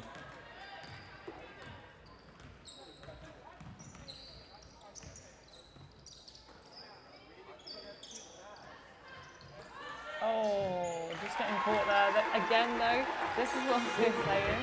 Khalil is such a smart basketball player. She knew the defender's head was turned, and she got in behind them and just got an easy bucket. Great backdoor cut there as Team Wellham are getting caught up in the corner here. Steal by Goddard. Tilly.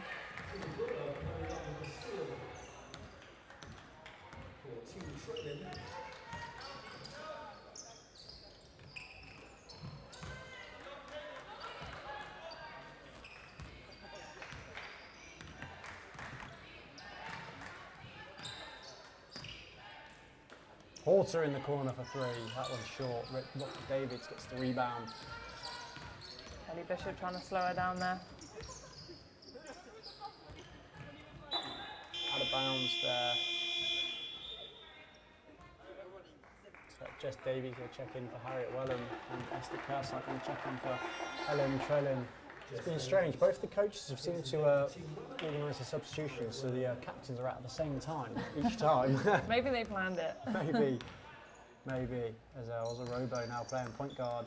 Bishop, pump fake 3, drives downhill, front iron into Jess Davies' hands. We're gonna say that was a pass to her Brent Very, Ball's very teammate. clever pass. We'll say it's a very clever pass. To her Brent Ball's teammate. That's what we're gonna say. Great pass there, Khalil. Short corner, no good. Good court vision there from Liv. I think that's something she's massively improved on this season with that Ipswich team they've had down there this year, especially with Wellham being back. Their ability to move the ball between those two players has been excellent. Yeah, her court vision has improved massively. Wellham's a really good role model for the players within the Ipswich Academy, and for them to be able to play with her, it's great for them. It's great development for them. Edwards in the corner for 3. That one's off. Goddard with the rebound, looking to push. Finds straight into Edwards' hands.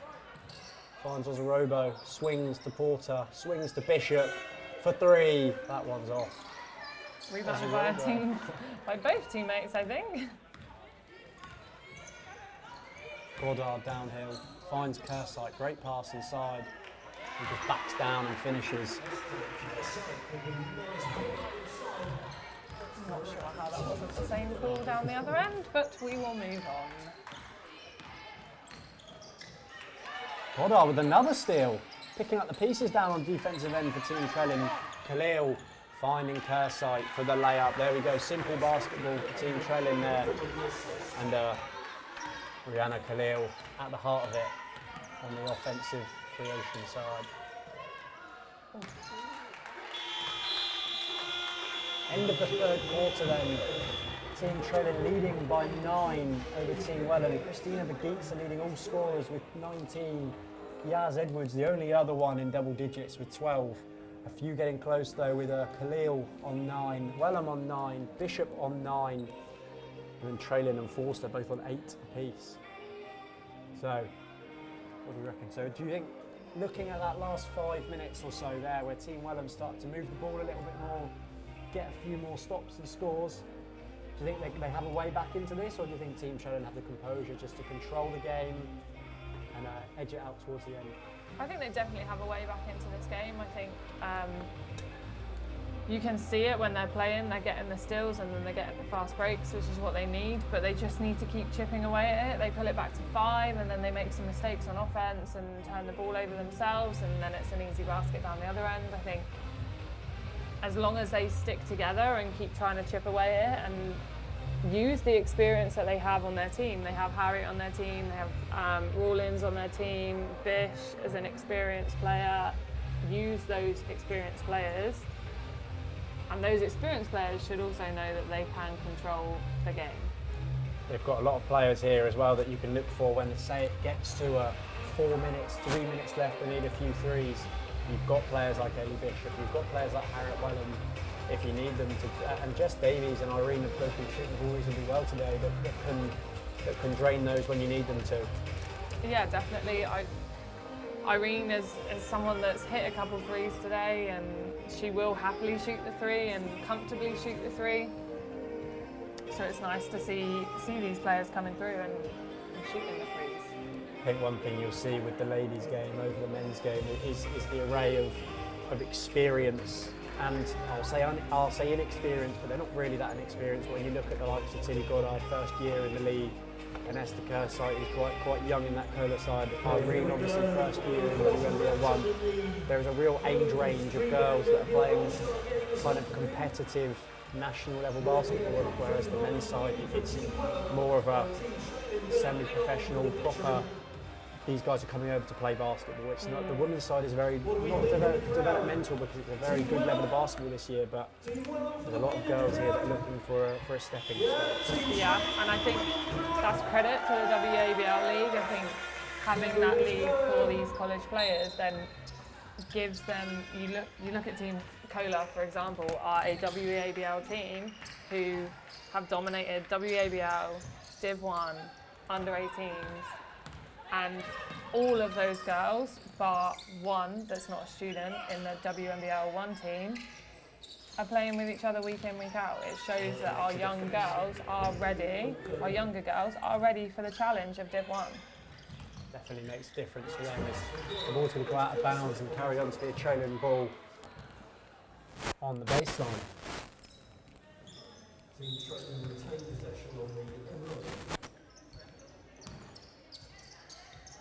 Forster puts up a 3, nothing but net. That's what we know she can do. We've seen that for the last 3 years at Ipswich Basketball Academy and Endeavour Ipswich at this year. She can shoot the ball. There she goes, playing defence on her teammate Ozorobo. Davies in the corner. That's short. Rocky Davids picks up the offensive rebound, and this might just be what Team Trailer need. A little bit of a run to get themselves even more in the lead as Khalil is found on the cut and the finish. That pushes the lead to 14. This is where you need players like Harriet, like Bish, to just go, well, no, we're good. Let's Take move over and it. get us back in the game. Yeah.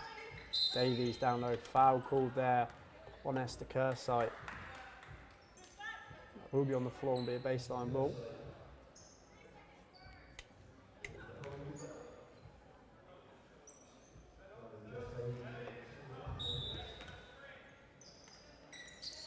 Running a simple box play, just getting her teammate Ellie open there. That's There you probably go, a that play was they very played good, quite yeah. a lot. At Brent. Know how to get each other open. Move, unlucky there. Wellham pulls down the rebound after the shot from her teammate, Liv Forster. Team Wellham out on the break. Ozorobo with the good Euro step and finish over the defender.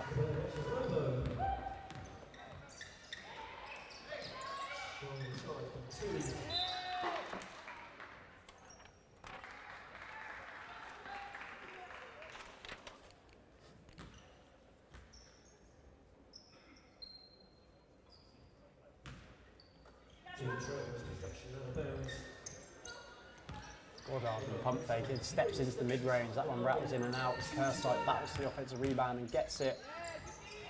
Bodies on the floor, Khalil on the 3.9, finds Forster on the 3.9. That one's no good, Ozorobo pulls down the rebound.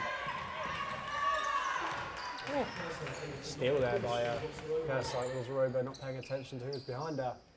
Goddard on the cut, that's going to be called as a blue ball there on the baseline as Bishop. Bishop was happy with that. Bishop just tipping that one away from Tilly Goddard in the referee's opinion. Rocky Davids in the mid-range, that one's off.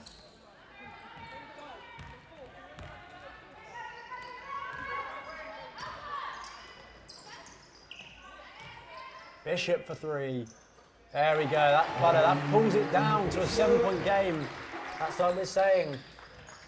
People are getting going. Here comes the competitiveness that we were talking about. No one likes Harriet to Wellham lose, do they? is probably one of the most competitive people out there.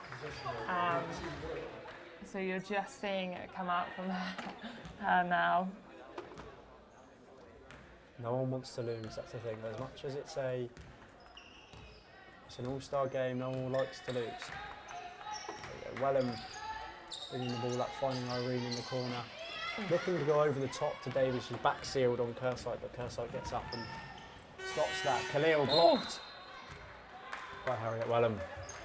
There we go, the competitiveness. The defence has stepped up a notch here as there's going to be a timeout called by Coach Kenrick LeBird and assistant coach Lindsay Cleary. 56 in favour of Team Trailer, and it's 2 out, 7 race, 7 to go in the last quarter.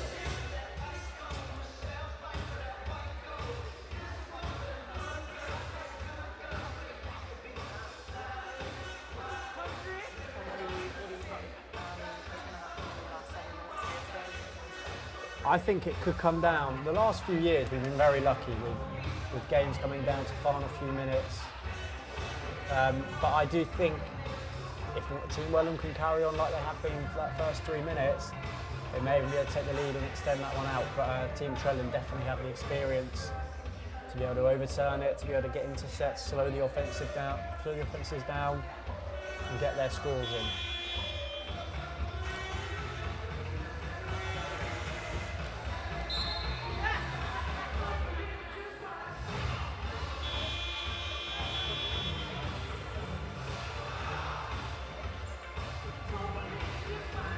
Here we go. At the timeout, we're seeing Christabel Ozarova, Yasmin Edwards, Harriet Wellham, Eleanor Bishop and Jess Davies for Team Wellham, and for Team Trelham we're seeing Esther Kersite, Courtney Gray, Rochelle Davids, Liv Forster and Rihanna Khalil. Courtney Gray from catching the ball and shooting the three. She's hot so far. She's one that they may be looking for out of bounds here, maybe for a three-pointer, or they just want a simple score inside, get themselves back on the board after a 6-0 run for Team Wellham. Issue with the table.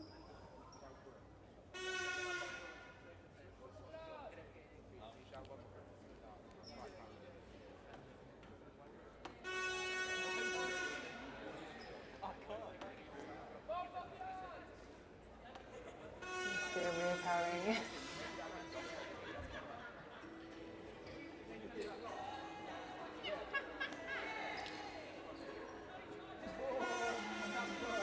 Not really sure what's going on. I don't know if there's something with the score or not. No, we got the same as the We had last the time. same score.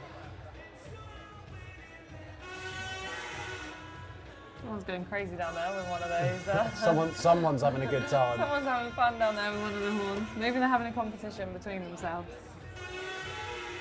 I think it's the young kids that are sat directly below us. Oh yeah, I see it now. So as we look ahead on to the game after this, we're going to have a dunk contest, I believe, between Matthew Disu and Zach Powell. And then the men's game, Team Campbell, Team Joe Campbell from the Nottingham Hoods against, I'm going to go with Team Blaine because Keem Siller isn't here. Oh, But- you're choosing Team Oh, I know, I might go with someone else. Call it actually. Team Blaine. Blaine hasn't played too much this season. I might go No, with he Elijah hasn't. Bailey. But it's going to be those two up against each other with some high level of opposition between the two teams. Some big names going to go off against each other in that game later on.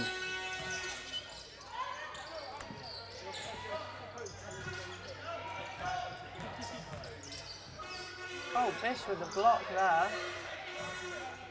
That's the one person we said that cannot shoot any more threes. Courtney Gray knocks it down then. So, extends that lead back to double digits. Khalil, ooh, foul call. Oh, Harry Wellham enjoying that call. I don't think the crowd were enjoying that call very much. I think it might be the 6 or 7 Manchester fans over here.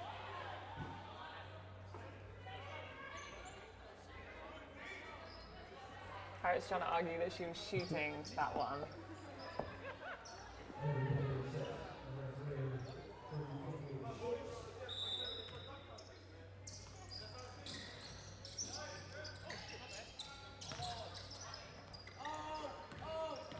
Bishop throws the pump fake, finds Davies underneath her teammate Rocky Davids. Davies just looked down at Rocky then when she got the ball. Foster with the three. Rains it. Making it rain. There we go. There's the experience on this team that can edge that lead out ever so slightly. Edwards on her teammate, no good. Khalil pushes the ball behind the back round Ozorobo. Pump fake, Gray back out to Khalil. Finds Forster for three. There we go. Back to back. Liv Forster with 6 points in about 20 seconds there. Wellham for three. That one's off. She was going to look for the foul call there as she's on the floor. Forster again. Bang! Liv Forster, 9 straight points. The team trailing to push the lead. I think a timeout is trying to be called, but the team are still going. They called a timeout, but the referees haven't done anything about it. I'm not sure they realised that a timeout It sounded had like they were been just cheering for the called. three. Yeah. But Liv Forster with 9 straight points there. Moves herself very quickly into top scoring contention with 17 points. Personal behind McGeetz's 19. Courtney Gray also on 12. But just like that, 16-point lead. And simple, just we said that even if Team Wellham were going to try and get back into the game, that Team Trelham had the experience, to be able to get back in and make sure that.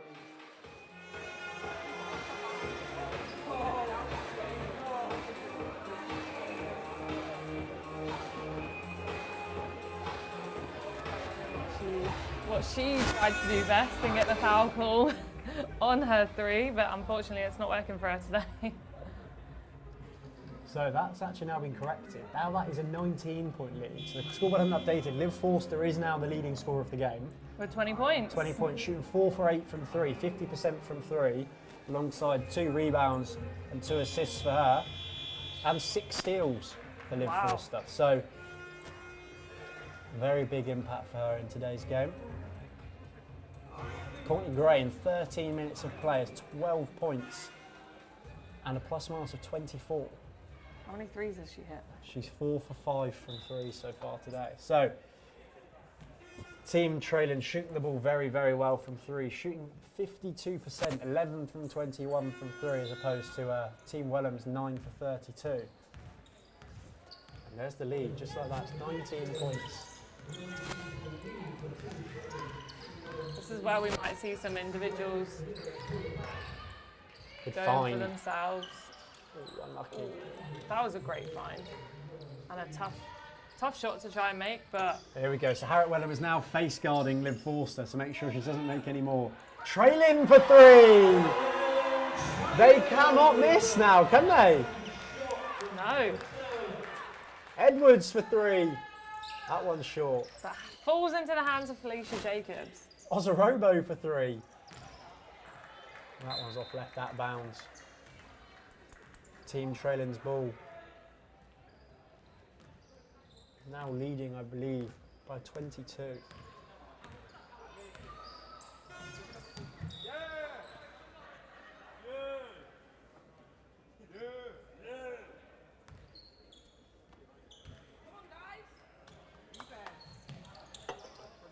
Khalil then with the inbounds to Bagitza on that far side.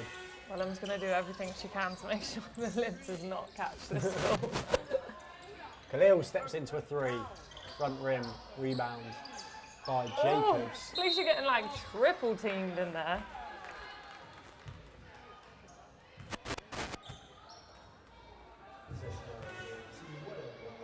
Christabel Ozarobo leading all rebounders with 15 rebounds in this game.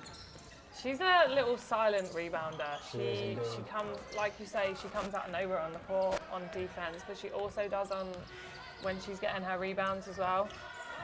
Oh no. Courtney Gray wide open underneath the rim for the score. 4 minutes left to play here. Team trailing up by 24 now. Great finish there by Harriet Wellham.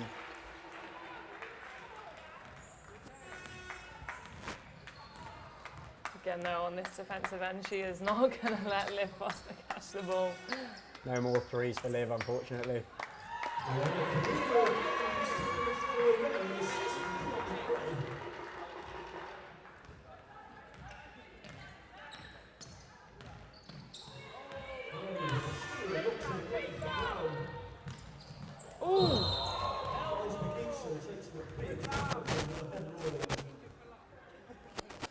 Maybe she was hoping for a no foul call. Maybe.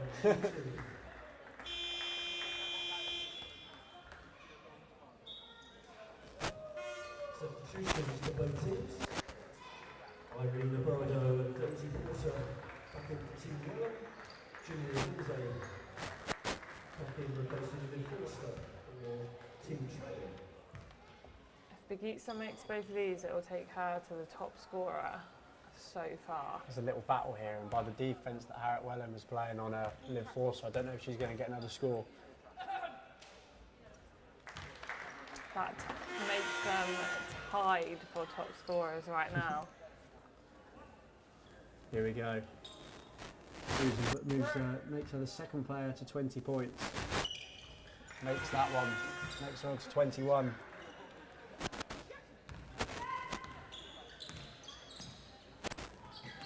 Daisy Porter catches on the wing, steps through, finds Rawlings, who finds Jacobs, backs down Oh, into that trailing. is a foul. She can't argue that one. She was fully over it. She was not up straight. We can see that perfectly from up here. It's going to send Jacobs to the line. Second foul on Ellen Trellin. I'm not sure the fouls count though. But while all that has been going on, Begeets has checked in and Liv Forster's checked out. So I think that's going to be the leading scorer. Done and dusted for the game. However, it'll be up to She said the she wanted MVP to go shout. out. She said she wanted to go out on a big game. Begeets are shooting 75% on the day.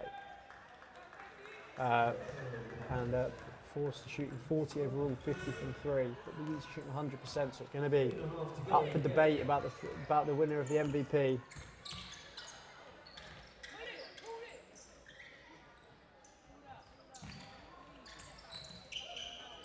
Oh, good pass. Good defense there from Irene, just Very stepping good across and defense. standing her ground. Something that some other smaller players probably wouldn't want to do against Helen. Harriet Welland coming through with the three there. Maybe ever so slightly, a little too late. 22-point lead then for Traylin as Wellham trims that down. Just under 3 minutes left to play. Ooh, unlucky there with that one just rattling in and out. Wellham steps off Courtney Gray, steps into a three, and that one's off right. Chinway for three. You could hear the TBC players down there shouting, "Shoot a three." Guess in an All-Star game you could do that. Especially when you're up 22. Jacobs backing down Again. into Traylin. That was a similar defense to the last one. Maybe Steve's just decided he's not going to call it.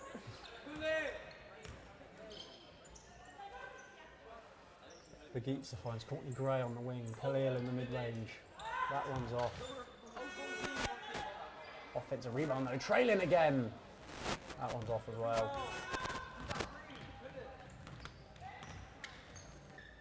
Wellham finds Irene, no good. And with a minute 46 left to play, Tilly Gore and Glory Cabby are going to check in for the Blues. As Begeets is going to check out with 21 points. And Rihanna Khalil is going to check out with her 6. Khalil's points do not reflect the impact she's had. the impact she has on the game. She's leading all assists with 5. So 5 assists, 5 rebounds for her with a plus pass of 19. Still from Porter there. Also running in transition, pulling up in the mid-range. That one's just slightly off left. Courtney Gray pulls down the rebound. Porter again getting her hands to the ball on the defensive end. There she is. Cabia for 3. There we go. Finally for her. That one drops in. That's her first points of the game.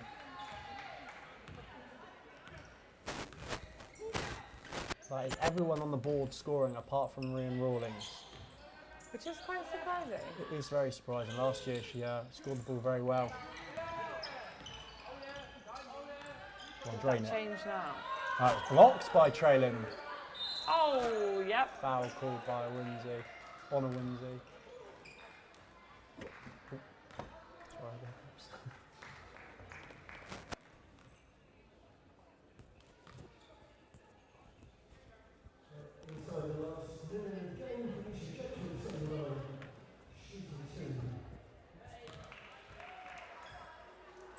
There you go, Jacobs knocks down the first free throw.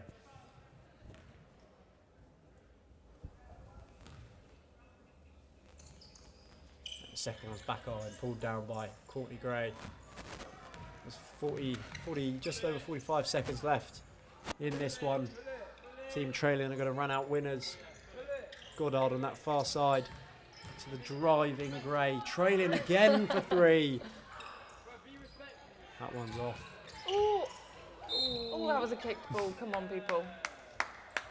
It almost was a head clash as well. There's almost a bit of everything.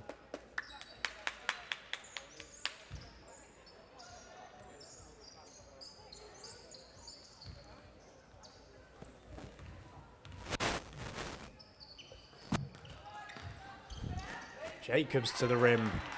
Nice move there by Felicia Jacobs. Even though they're down 22, it's still a great spectacle for the fans to come in and see this game. Great defence there. Oh, that's going to go out of bounds and be a pink ball. 12 seconds left See Irene on that ball screen there, where she is something that we said to them at England.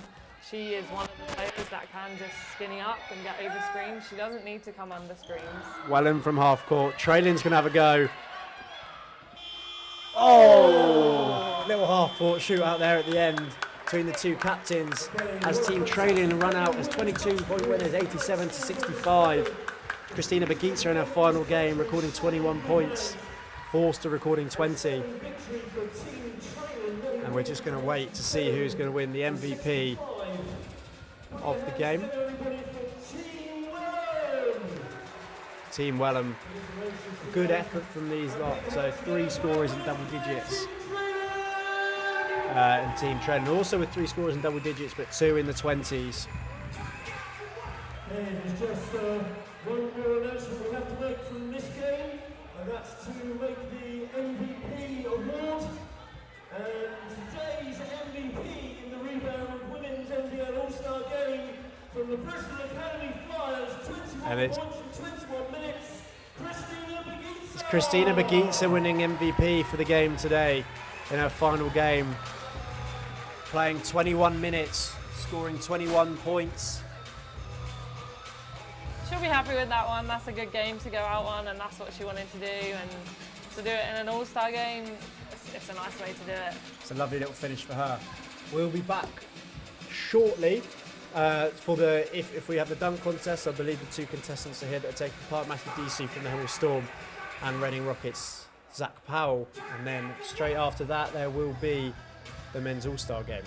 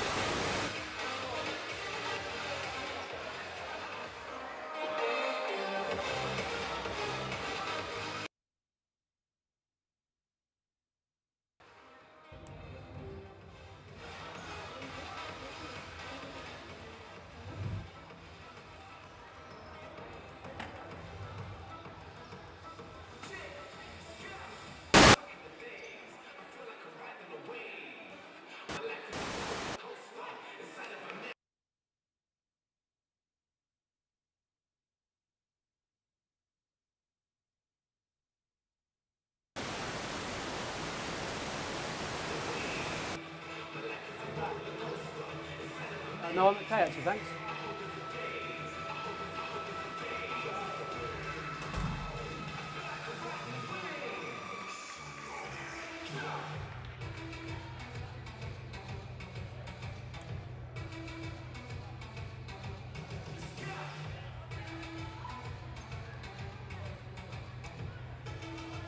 Sorry, that's that one.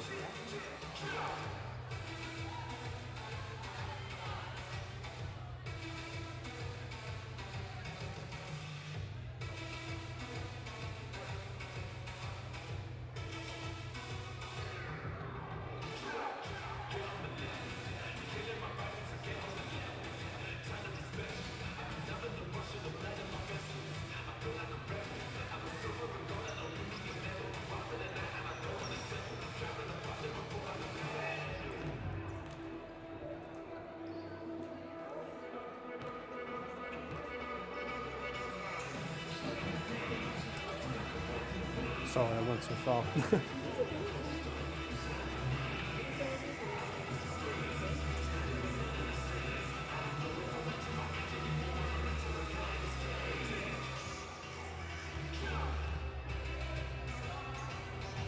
So we're here with congratulations. Thank you. So great performance, no performance, leading scorer over 21 minutes of play. Pretty impressive.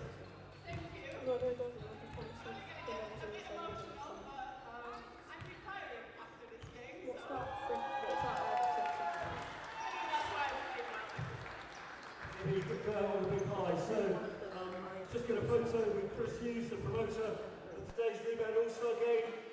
And you'll also be pleased to know that you're the recipients of a £100 prize as well as today's MVP. Early retirement present. Again, congratulations, Christina Magita!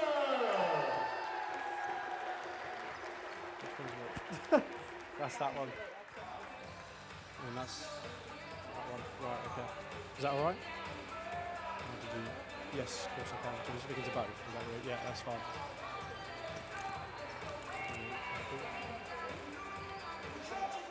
How's that? Because that's normally where it is. It's kind of attached to that. Probably about like that. Maybe unless I shout. It was attached. Mine was attached. Don't have it. On there. Okay, that's fine.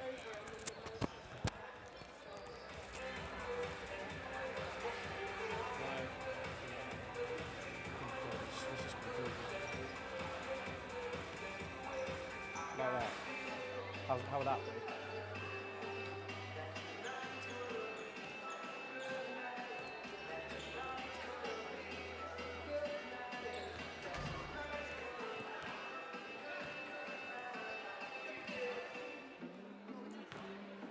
Sorry, I've got them all tangled up. There we go.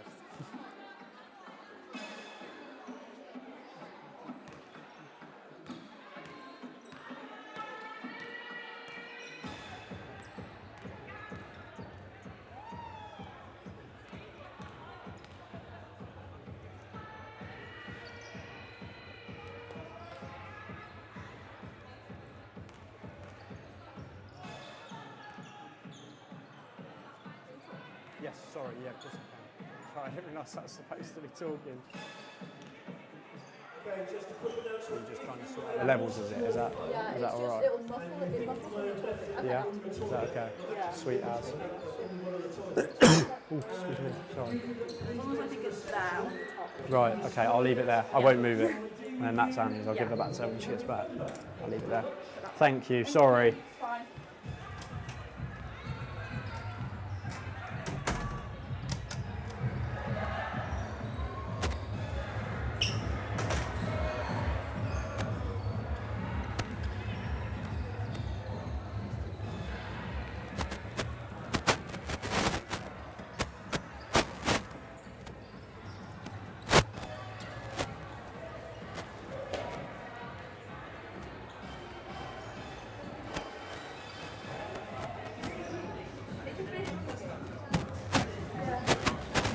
Earlier, I was like, hurry up.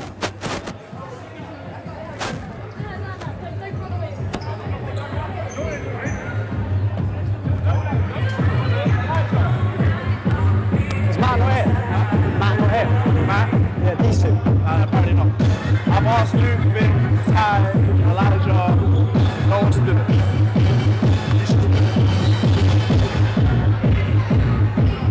Igor could do it. What, Sam? Igor. Oh, I'm going to ask.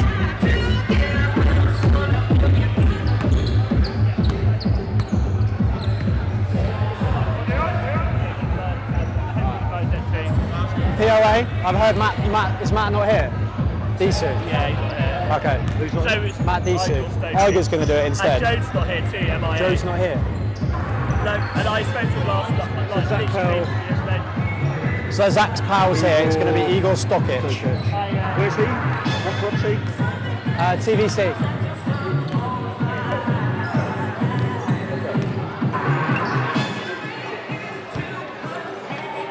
Hey, ladies and gentlemen, next up we have the All-Star dunk-off for you. Show me something, please. Taking place Show me at something. this end down at the far end of the hall, featuring from Reading, Zach Powell, and from Thames Valley Cavaliers, Igor Stokic. We got him to do it. Igor. Yeah. How are you, man? You okay? You good? Yeah, I'm alright. Not bad. Ty, come in. We're pretty good at Leicester game.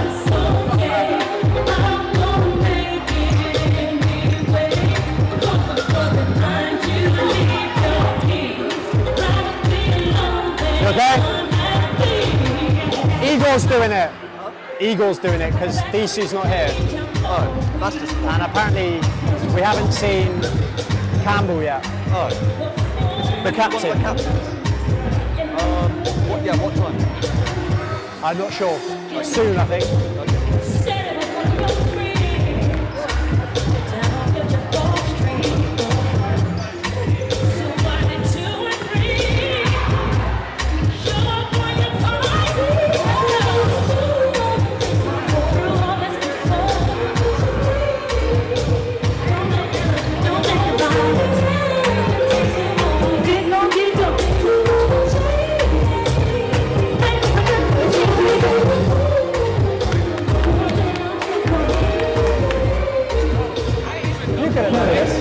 You could have done this. Are we going? Are we going now? I've got to go up.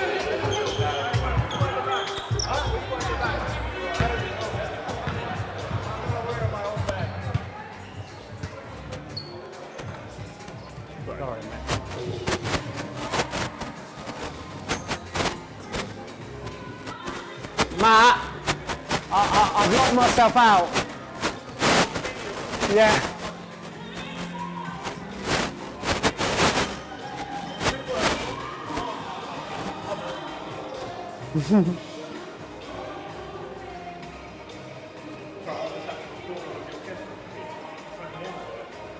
Oh, nice.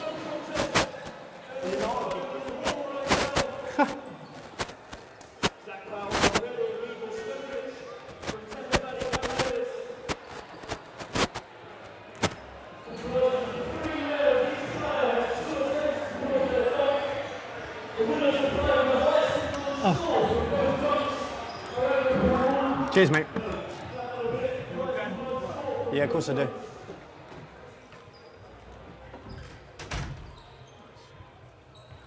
Turn it on. Do you want to turn it on? You can't? Okay.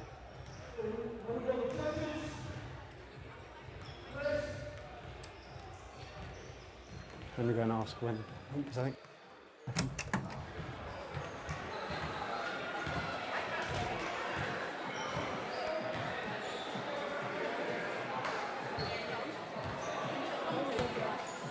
I think they're starting this in a second. So. I can hear So do you want to? Okay. Eagle Stoke extension that Zach Powell was casually shooting some parallels. Not phased. Cheers, mate. Now, right. So for the dunk contest now, we are missing one of the contestants. So thankfully, Igor Stokic has stepped in from the Thames Valley Cavaliers. It's going to be Igor Stokic against Zach Powell for the dunk contest. Just practicing their dunks now, and then we're going to be up and running.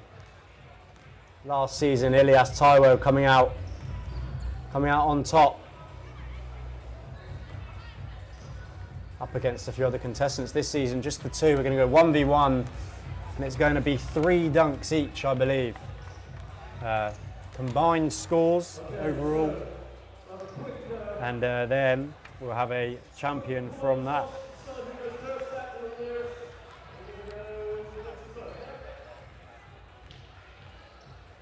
Heads or tails, cool.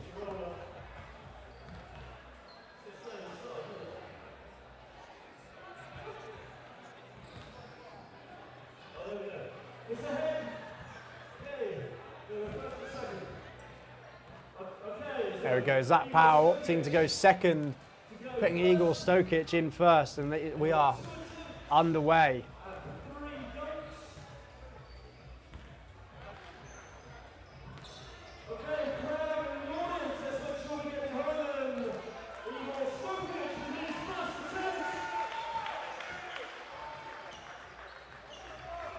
Here we go, Igor Stokic in his first attempt here. Drafted in very late into the dunk contest. Oh, close. There we go, going for a 360. Dunkers get 2 attempts to pull off their dunks. Exactly the same spot. High degree of difficulty.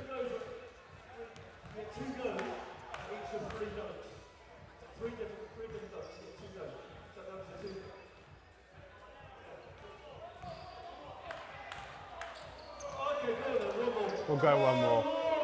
We're going one more go for Igor Stokic. Changing it up off the backboard and throws it down with some power. Absolutely annihilating Luke Simcock underneath the hoop. Changing that up. We've got 3 judges here today between Maxwell Johnson, Everything Chris and Vic Olarerin. 7s then across the board. Score of 21. Zach Powell up next from the Reading Rockets, known as a high flyer throughout the league.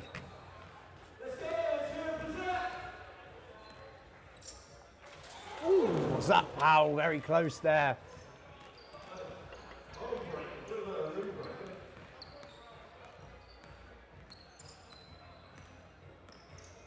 Go for the windmill, throws it down.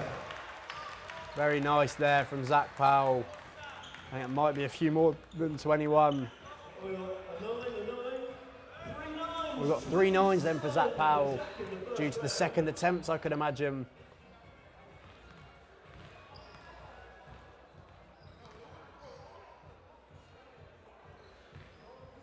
Okay, Igor, you're in. 27 then from Zach Powell. Igor Stokic this time lining up from the halfway line, looking to palm the ball. Down the runway, taking off from just inside the paint. An 8 from Everything Chris, an 8 from Maxwell Johnson, and an 8 from Victor Olarerin. 24. That's 21 and 24 for Igor so far. Back to you, Zach. Zach Powell, what can he pull out the bag here? Second dunk, 3 rounds. He's backed out of that one, caught in 2 minds. 360! Very nice there from Zach Powell, off 2. Great athleticism from the Reading man. A 9 from Everything Chris, a 10 from Maxwell Johnson, and a 10 from Victor Olarerin. 29 then, 1 off maximum from Zach Powell. Igor for his 3rd dunk. A little baby windmill. That one doesn't go down.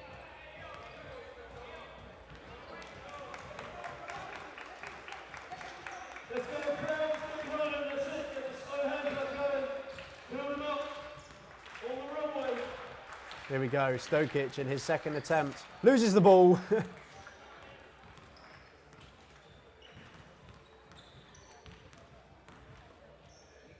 For that 360 again, it rattles in. Drops in for Igor Stokic. I think we may have a winner. Stokic is demanding one more go. Yeah! Finish it with your authority. Judges reshuffling the marks. You've got 3 8s to get in. 24. Last dunk. Back and go out on a high. Zach Powell looking to fly high here. Looking to finish it off. Oh! Went for the through the legs off 2. Very difficult dunk. The dunk that Ilias Tarwo finished it off with last year for the win. Does he go for it again? Oh! And he does. Zach Powell finishing off 10s across the board. And that's 30 for Zach Powell. Zach Powell is going to be the winner there of that 1v1 battle. Respect to him. Thank you very much indeed. Congratulations, Zach Powell, winner of the the 2024 Rebound All dunk competition. We're straight now into warm-ups for the men's game. Okay, so now the men's game is going to take place in about 20 minutes time. A few warm-ups to go through, and these teams are going to go off against each other with the teams as follows. You've got Team Campbell on your left side, although we haven't seen Joe Campbell yet. Team Campbell, it's Ronald Blaine, Victor Herrera and Hafiz Abdul, Joe Campbell, Juan Manning, Sam Meccano, Zach Powell and Igor Stokic. And then Silla on their side, Luke Bazumbru, Tyner Sangu, Elijah Bailey, Sam Newman, Logan Rooney, Martin Gale, Orlan Jackman, Sam Toloazy and Bodie, Martin Gale and Bodie Adeluola. We will be, you did indeed, Zach Powell through the legs to finish off. Surprise that Mr. Powell was the dunk over there. So we will be back very shortly for the men's All-Star game.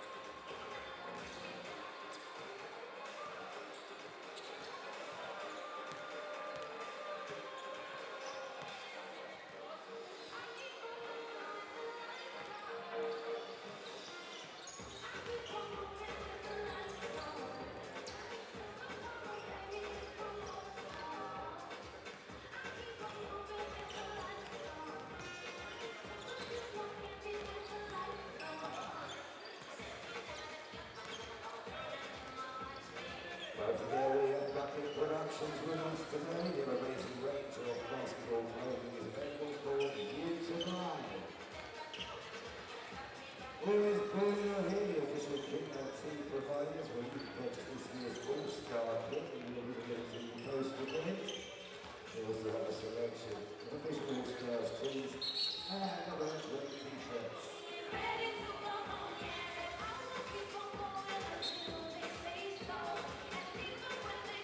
And finally, Rebound are doing a raffle himself too. 2024 All-Star kits in any colour or size as required. A load of gift cards, samples, boxes of chocolates. Tickets are available on the ticket list outside the showcase toilets.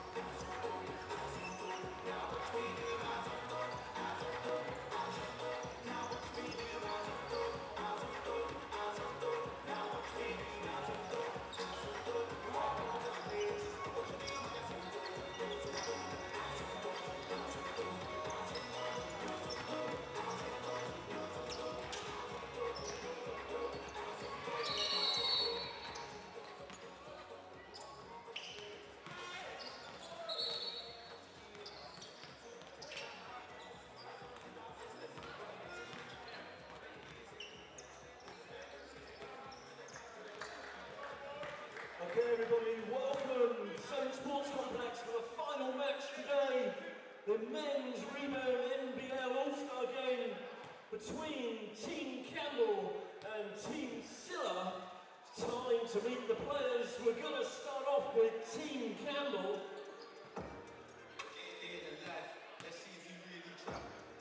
Let's start off with wearing 0 forward from Bradford Dragons, Ronald Lane.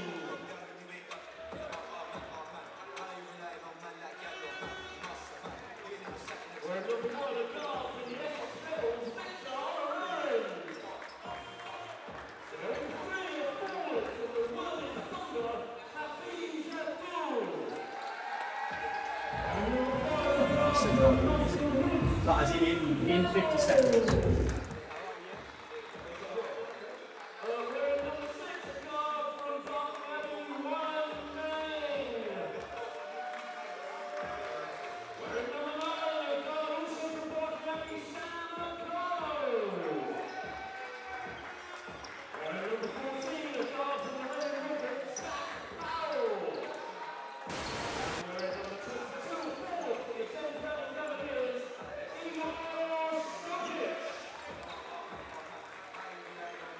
Team Campbell French stripes, Alex Rosali from the Red Rockets, assisted by Lindsay Cleary.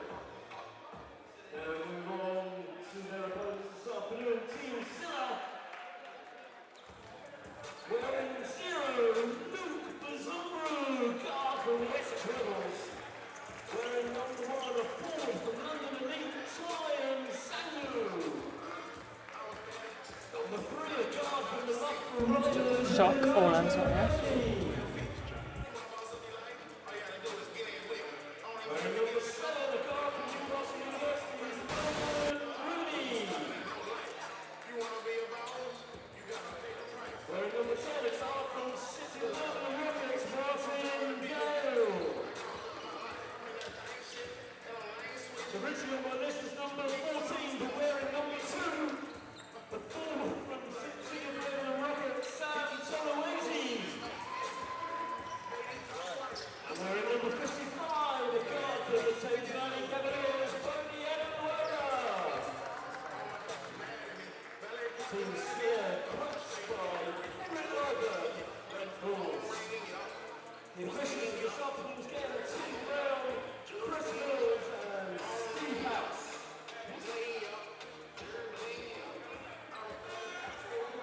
Shangu from London Elite wearing 1. From the Loughborough Riders wearing 3, Elijah Bailey. From Newcastle, number 7, Logan Rooney. From City of Birmingham Rockets, says wearing 10, but you said you think he's wearing 8? I think he's wearing number 8. He has number 8 shorts on. 10 or 8, Martin Gale. Number 2, Sam Tolowazi from Birmingham, and number 55, Bodie Adiluola from the Thames Valley Cavaliers. And then Team Joe Campbell wearing 0 from the Bradford Dragons, Ronald Blaine. Wearing number 1 from the Essex Rebels, Victor Olarerin. Wearing 3 from the Whirling Thunder, Hafiz Abdul. Wearing 6 from the Barking Abbey, Juan Manning. Wearing 9 from Barking Abbey, Sam Acano. Wearing 14 from Reading Rockets, Zach Powell. And wearing number 22 from the Thames Valley Cavaliers, Igor Stojic. And as we look through those teams, you can see they're quite depleted from both sides. Pre-draft players that were selected unable to come, and Mitch Clark and Connor Nelson both back off. So Connor Nelson's back to America, and Mitch Clark is now playing in, I believe, in Australia. Post-draft, obviously Hakeem Siller through injury, Justin Williams through injury, Corey Johnson isn't here due to his partner is due a baby very soon. Justin Headley, Landon Talifero from Nottingham, Sam Marston and Malcolm Smith both from Derby unable to make it, and then also Taylor Johnson unable to make it. So should see lots of action from all of these players then, Annie. So 7v7 it's going to be now, but even so, some great talent on show. Some incredible talent on show, as always, within an all-star event. You've got Elijah Bailey from Loughborough Riders, who has led Loughborough Riders this season pretty much in NBL Div 1 and in Bucks. They became Bucks final champions again this season, and they made it to playoffs within the NBL Division 1. You've also got Sam and Martin from City of Birmingham, both I guess we would class as vet players, both very talented within the game, both played within national teams. Martin leading the team up to Div 1 the season before. So yeah, there's some good talent, and obviously you've got our old boy Luke Brazumbu, who I think each year becomes more and more and more athletic and unstoppable, which it's been really nice to see him shine at Essex Rebels. Obviously we do keep a close eye on our old players. It's a shame that Kyron's injured today, because that would be another player to their book. Yeah, and then when we look at the other side, obviously you've got Ronald Blaine coming back from back into the league halfway through the year to the Bradford Dragons, having a massive impact. Victor Lorrarin, obviously the Essex Rebels, finishing in that 2 seed, unfortunately losing out to the Bradford Dragons in the playoffs. And then also Hafiz Abdul, who's kind of a mainstay through that Worthing team, even though they were down the bottom half of the table, probably averaging over 20s. So some really good high scorers. Zach Power, high flyer, just seen win the dunk contest. And hanging off the rim now. A guy that can really get up. So a few players that have been here before, Hafiz Abdul and Blaine and Vic, all played in previous All-Star games alongside Elijah Bailey. And then maybe some new faces to the All-Star game. Obviously Sam McCarno and Ryan Manning, both from the Barking Abbey side. Both excellent players. Obviously Sam McCarno used to play here. Guy can go from baseline to baseline, it feels like in 3 seconds. It's really one of the quickest players I've seen play basketball.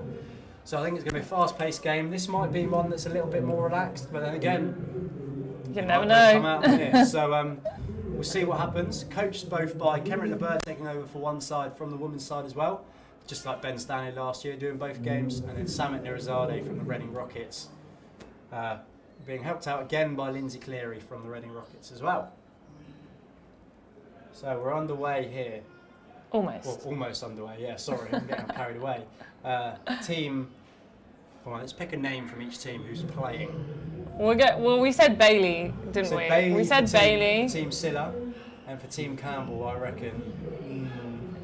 Let's go Powell. Let's go Powell. Bailey and Powell. Bailey and Powell. So Team Bailey coming out with, Elijah Bailey, Tyner Sangu, Logan Rooney, Sam Tolwezi and Luke Bazimbru, and Team Powell coming up with Zach Powell, Hafiz Abdul, Victor Lorrarin, Igor Stokic and Ronald Blaine. So Stokic and the Sangu going to jump out. The Sangu of the London Elite and Stokic of Thames Valley Cavaliers, both going to jump up to begin with, and we're going to get underway for the final action of the day.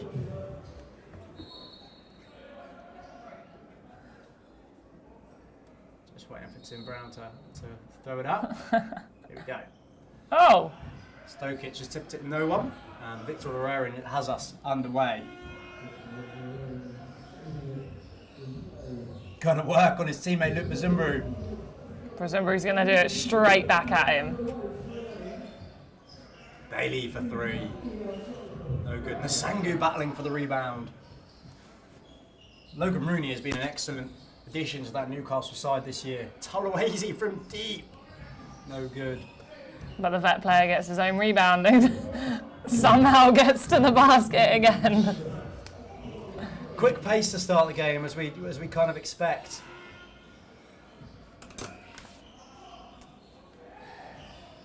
Ooh, Victor Herrera trying to put the putback dunk down, but doesn't quite get there. Bazimbru, floater. It's good to see him playing back on this court. Tolwezi picks it up and drops it back in again. Yeah, it is good to see Luke back on this court. He was a key member of that season for Kestrels, and he brought not only to the men's side, but the junior players loved watching him play. He would rock up to camps and he would come down to junior sessions. He was fully involved in the Kestrels community. Full court pressure here from the Blues. Team Powell, backdoor cut from Logan Rooney. Finds Bailey, downhill, Euro, no good. Nasangu, rebound and finish.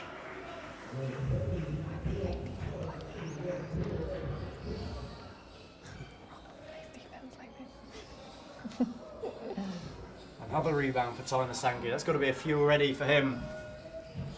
3 off. Blaine with the rebound. Olarerin finds the cutting Abdul and rolls that one in. That's what he does for Worthing Thunder. Every week, cuts the basket, plays really well for them, for those guys this season. Ooh. It was almost a backcourt violation. Must be a little bit slippy out there. I've got no floor clean. Oh, to Powell!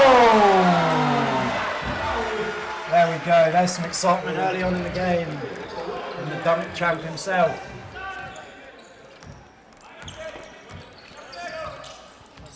Zach Powell doing Zach Powell what Zach Powell does best. Mr. Tulawesi has taken 3 threes now. They're all off. All ever so slightly off. Maybe that 3-point contest tied him out a little bit. Stokic battling for the rebound well for them. Blaine finds Abdul downhill. Ooh, Senghor's got to that, but finishes. Almost took out a cameraman as he did that. Bailey from deep pulls up. There we go. E Buckets drops the 3 down, as it says on his shorts.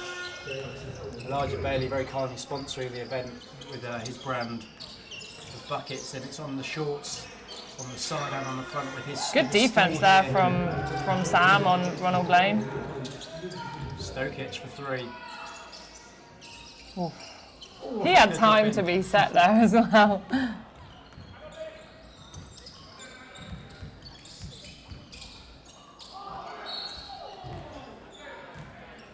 Also a consideration for this game was Justin Hopkins from Newcastle, who went home early with an injury this season.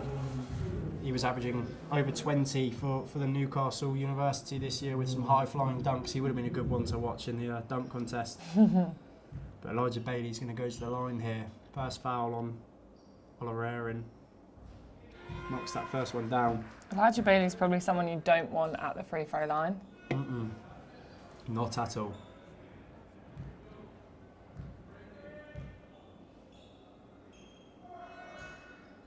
Second one is good as well. I'm pretty sure he has 3 shots as Steve House is walking away. Oh no, he's recognised it.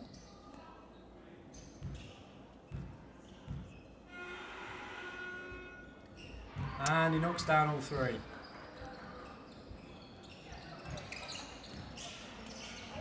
think they're going to try and get Zach another little high-flying bit of action here.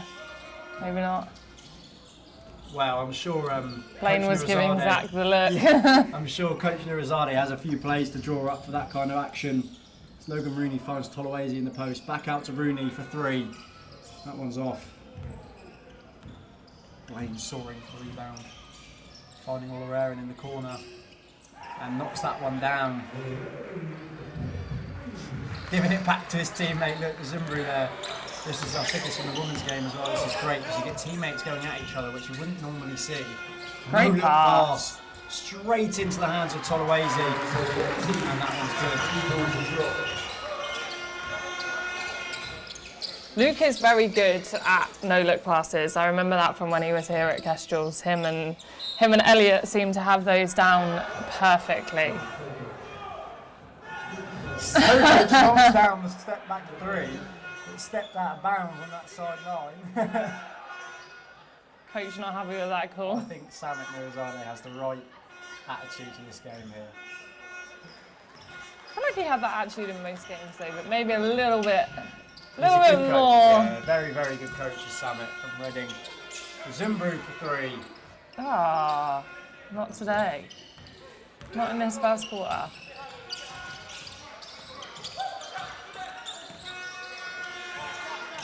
Powell can get downhill, finding cutting Stokic. The Zumbru can go flying for out of bounds. It's going to be a Team Powell ball. Manning and Akano. The Barking Abbey duo are going to check in for Powell and Olarerin, and Bodie Adenuola and Martin Gale, who is wearing number 8, you are correct. He's into the game. It's his number. But his name is spelt wrong on his kit. Yeah. Abdul, step back 3 and Luke was in Bruce's face. I think they might have just realised that Gale's number is wrong. They spelt Gale with a K instead of the He's Y. next to each other, so it might be the thing but still.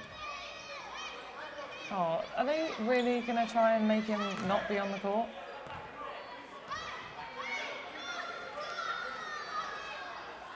He's had number 8 on this whole time. He's got number 8 on his shorts.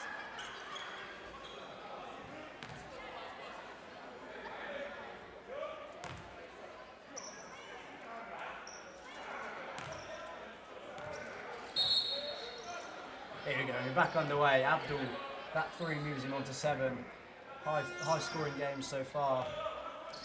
Which we expected. We did expect a high scoring game, yeah.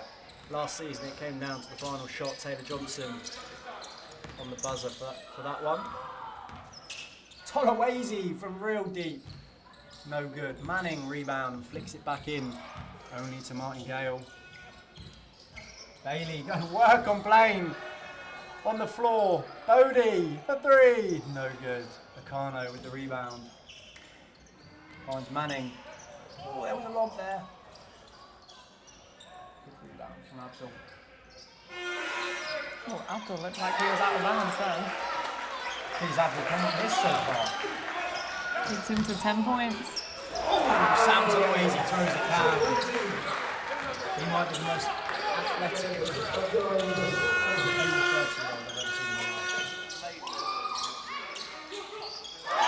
Knocked down the 3. It's a shootout here. Down Southampton. Kazumbu just shrugs the corner off and finishes at the rim.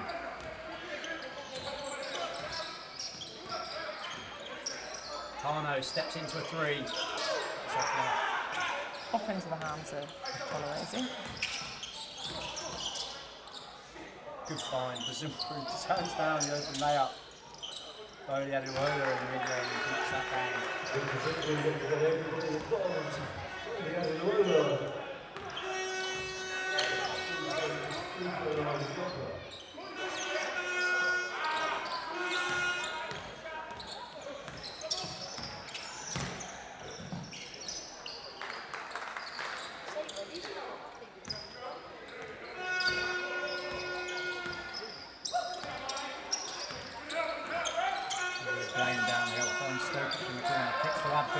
He's got to watch his feet in that corner because he was out of bounds again then. Great ball movement there from Team Powell. Sam in there as well, they're telling Sam to shoot it. That is something we'd had to tell Sam all season last year. Oh, we always had to tell Sam that. Tolawase battling for his own rebound. And kicks to Martin Gale. I just realised we have all 3 3-point contest contenders all in the same team.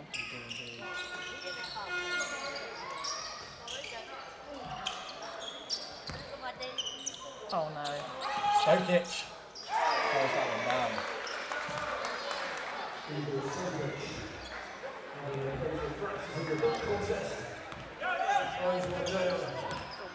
Logan Rooney and Simon Sanders about to check back into the game. Team Bailey. Bodie and Lorona, TBC on TBC. Oh, I'm not sure how there was nothing there, but then we look at the referee. We look at the referee on the baseline.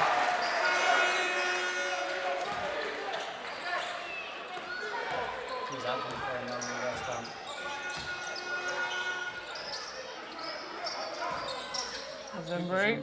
Oh, it looked good. It did look good. He's probably not missed these rims, I'm not going to lie. Tolawase.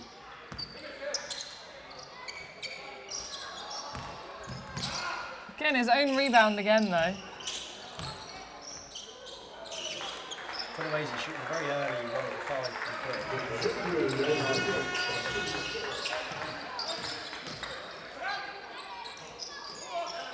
Manning for 3.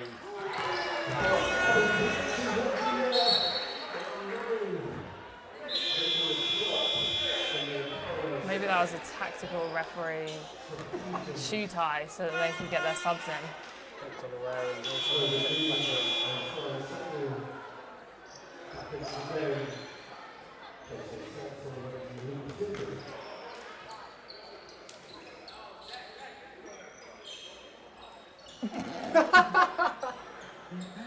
Zach trying to sub himself in. Sent back to the bench. He's used to his coach just putting him in the court.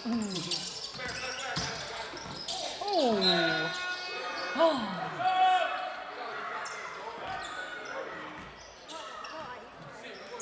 Why is you laughing that one off?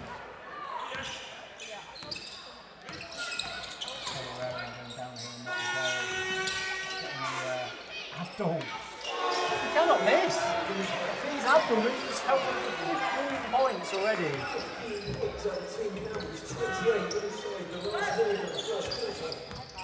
Oh. Trying to claim that he didn't touch that as he hit it out of bounds. Referee not having none of that.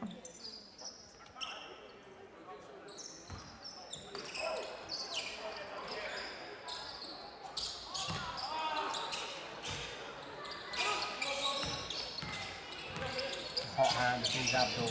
Downhill, finds Akano for 3. This is why we have him shooting the ball. He can shoot the ball. Victor around with almost a cutback pass to his own teammate. There's that one from the same slot. Really recognised it.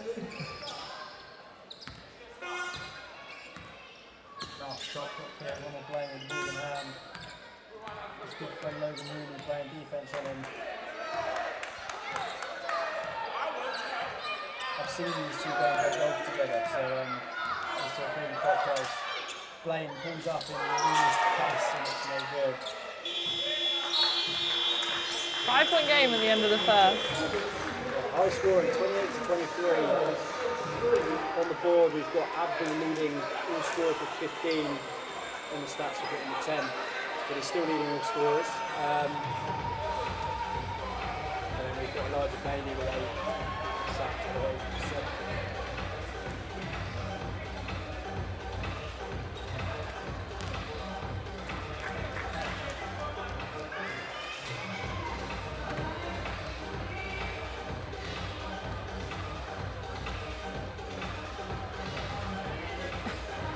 This is rounding off a day of all-star events. We've had a 3-point contest where Eleanor Bishop won that one. Eleanor Bishop won the 3-point contest. Contest. From Brent Bulls. Yeah, the ladies all-star game ended out with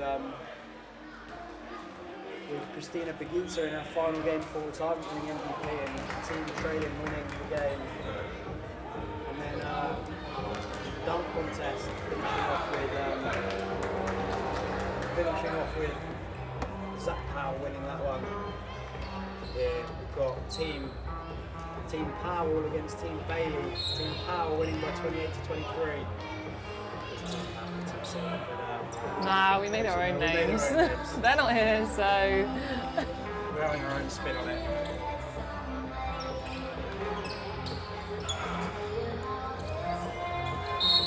Back on the way, Team Bailey, halfway line.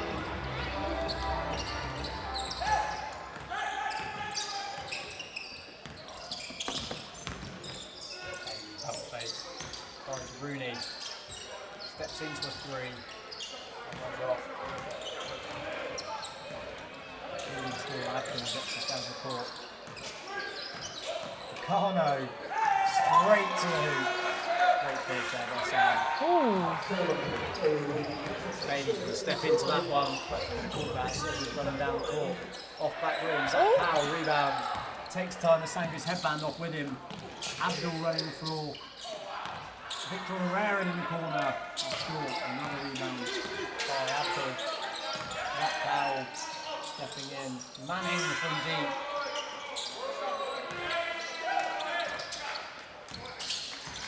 Bucket sitting downhill. ooh.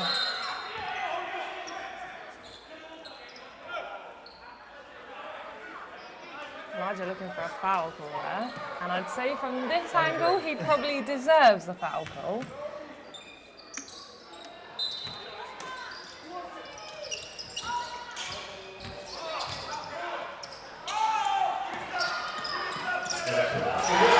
Foul thrown down the windmill.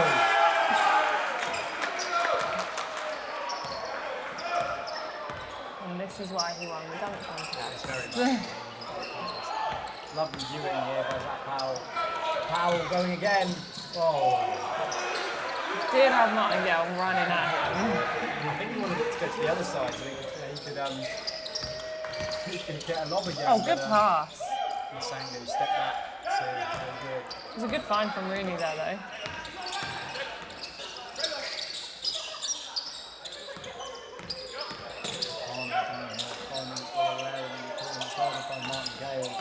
Nice and close there.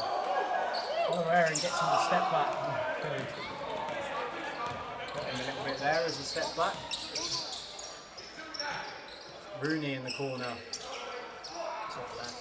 Good time to think about that one. Sandu rebound. Rooney again. That's off now. We're going to go around again.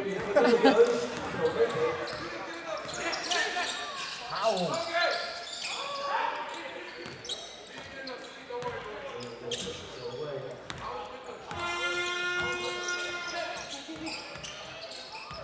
Bailey with a hesitation.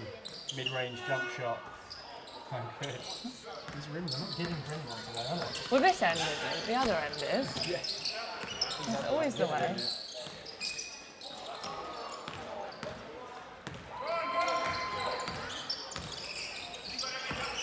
Hit it with a through the legs pass. Time the Sandu's going down. Kids coming in.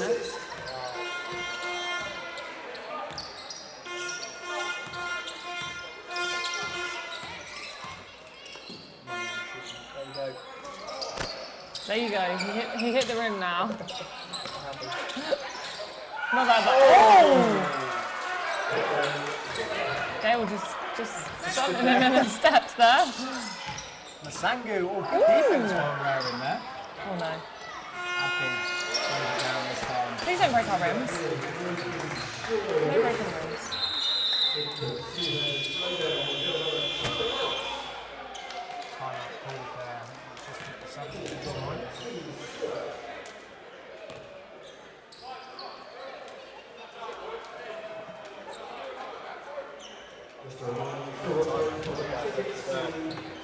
Team Bailey.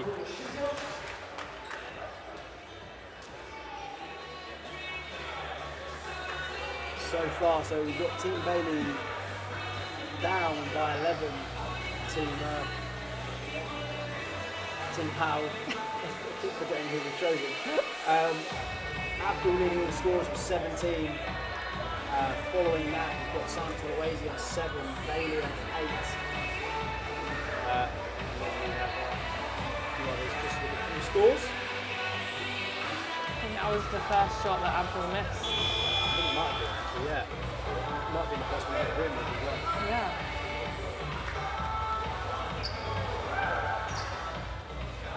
Very laid back approach to this game so far. High scoring.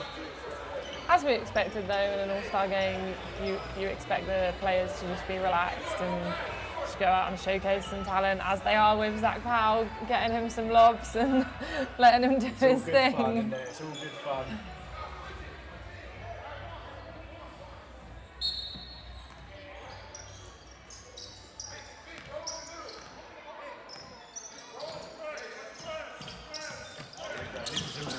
Getting double from the two Barking players. Oh. More pressure there from Manning. They need to see how long they have on the shot clock though. Tulawesi for 3. That's off. Tulawesi his own rebound.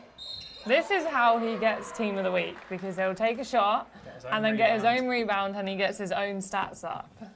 Clever, very clever.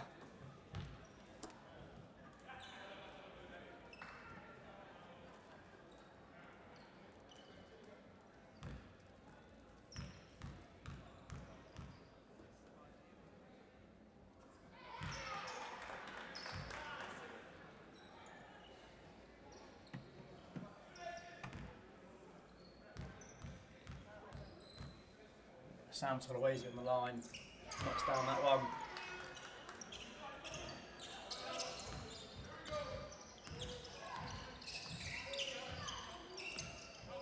Olareri looking to get offense going. Manning for 3, that's short. Masangu, another rebound. Caught Zach Powell there.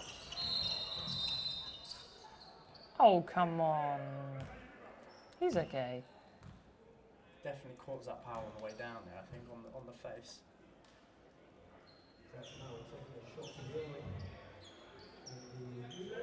Blaine's going to check in for that. Blaine checked himself in for that. Just walked on the court. Didn't even. Abdul's thinking, why have you not picked me? Yeah, Blaine's just checking himself in.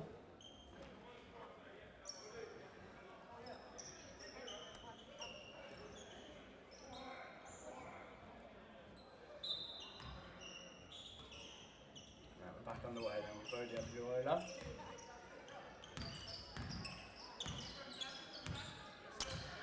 I recognise this 4 high set. They did it in the women's game too. This is the same coach. I mean, it won them the women's game, so. 3-pointer there, it goes down.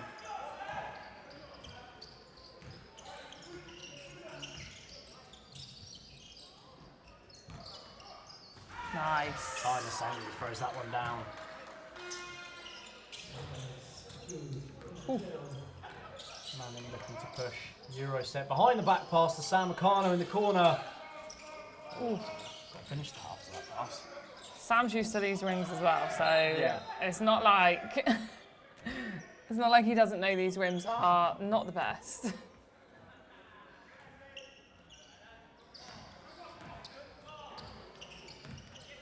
Victor Honorarian giving some full court pressure here to Luke Zimbru.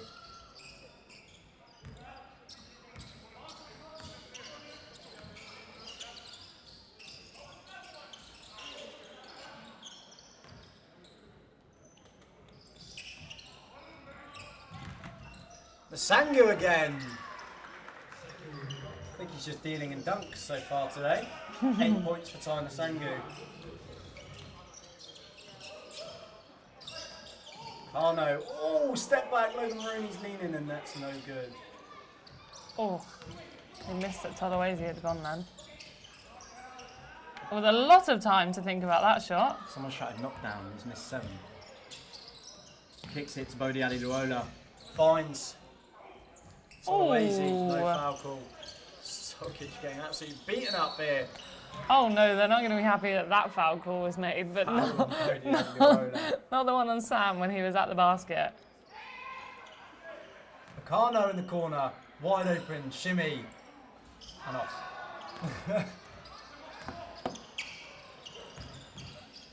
Rooney to the hoop and drops that one in.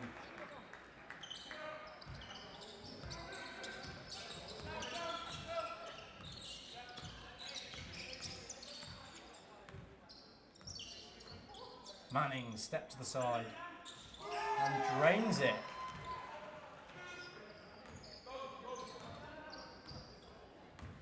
Oh no, we're a player down.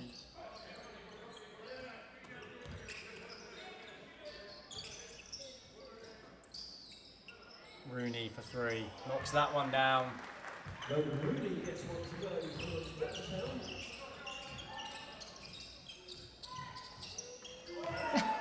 Right back at them.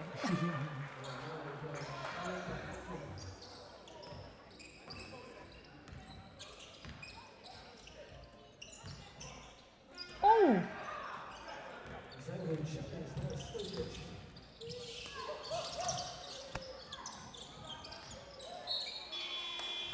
Blaine was trying to do some crazy trick pass then, but it did not play off. Didn't quite pull it off. There's a sub's going to come in. Elijah Bailey's going to come in for Team Bailey. And Akana's going to out to feed Abdul.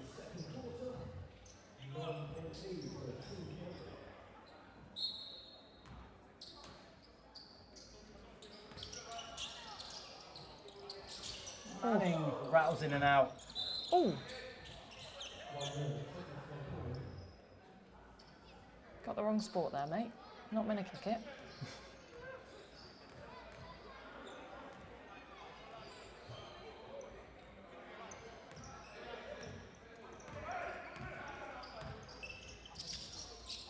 Bailey steps through with the hesitation.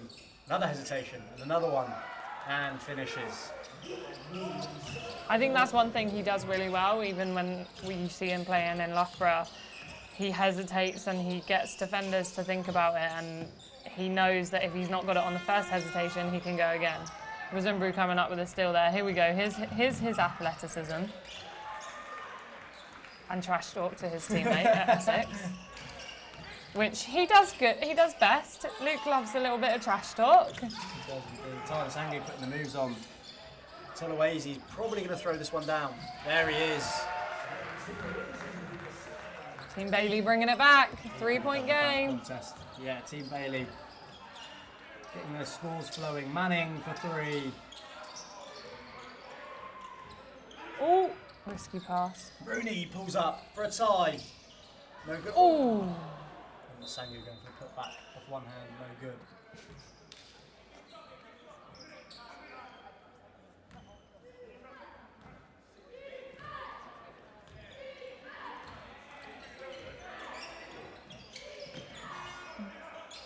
I think the kids down this end have chosen what team they're cheering for. Oh. Tom, we know they're not calling anything. Yeah, that's very true. Oh. That's why you don't keep the ball down low. You have the opposite 5 players at the opposite ends of the court there. This is what happens in an all-star game. We said it in the women's game. There's either loads of defense or no defense. In that one, no defense.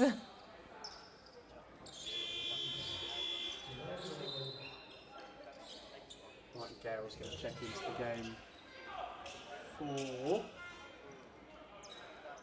Tyler Sangu. Step out after his flurry of dunks.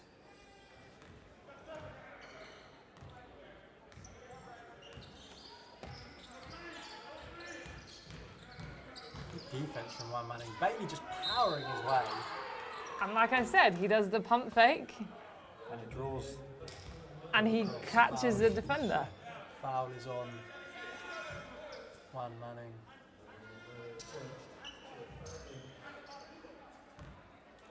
Trying to argue with Mr. Steve House there. I can almost guarantee you that's going to get you nowhere, bud. He will not change his mind. If anything, he will call more things on you. Bailey knocks down that second one as well.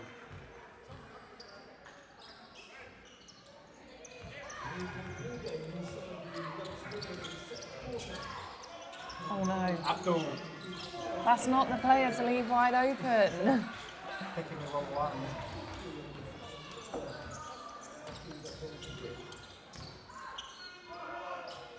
Oh, Elijah Bailey with the step back 3.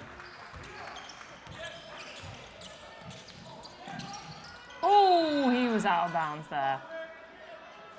Good job Steve was actually on the baseline rather than halfway up it. Okay, so 3-point game, 28.8 seconds left. Timeout call, going to set up an offense here.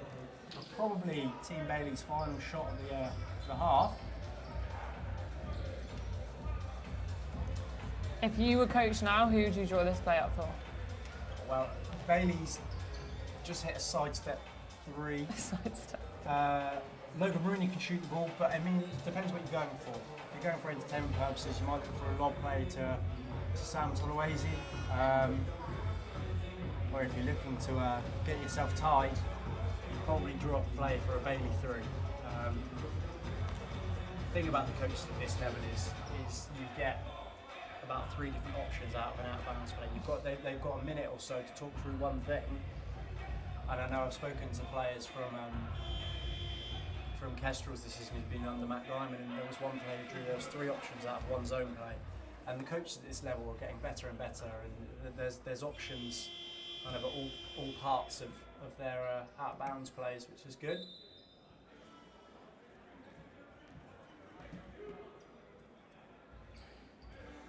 See if we get a 3 or a potential dunk. Oh look, Sam's trying to get them to bring the ball. Sam's trying to get them to advance the ball in a timeout. These guys don't know the rules. That only happens in the 4th quarter. You can only advance the ball in the 4th. That is correct. Look at them trying to argue the rules here. They call themselves basketball players. Here we go. Let's see if they can run the same thing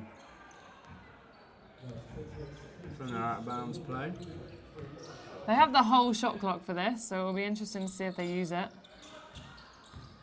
It's a safe person's hands for the balls to be in. It was a play for Logan Rooney, but Gale ended up the open one. don't think coaches are overly happy with the lack of execution. Oh, it's been a lob play to Victor Olorarian. Get off the rim! Bailey from the half. Oh, no good. I do think that might have been for Igor Stokic. It wasn't there, and then Victor Olorarian followed him through. We'll just watch it back on the on this. The lob play, yeah, for Stokic, and Olorarian follows him through and throws down the lob. So good stuff there to finish off the half. For Coach Nurizade's team, picks their lead up to 5 points. And at the half, it's 52 to 47. Fiz Abdul leading all scorers of 20 points, the only player on Team Powell in double digits. And then for Team Bailey, Elijah Bailey with 15 and Sam Tolawezi with 11. We'll be back very shortly for the second half. 14 minutes until we get going. We'll be back a couple of minutes before the half begins.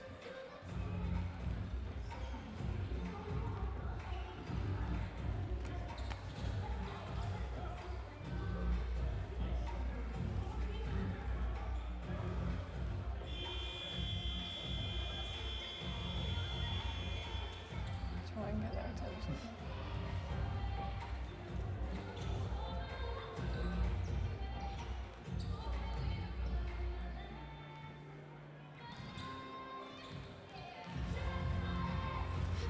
Just go see if we find them all.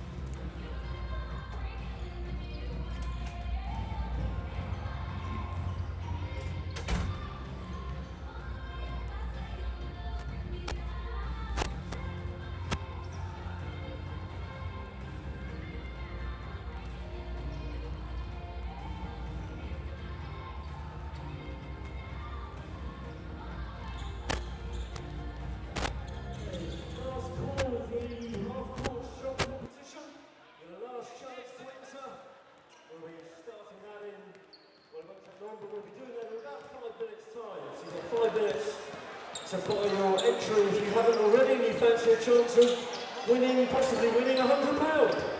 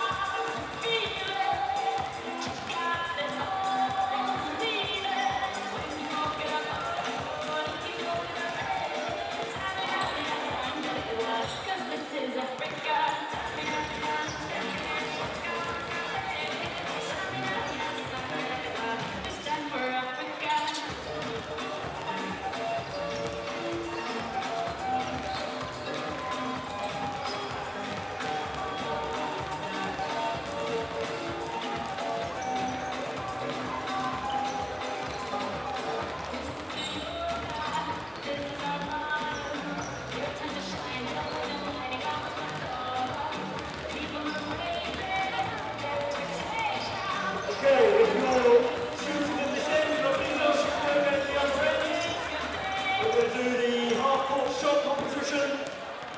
If I can ask everybody down the other end, please.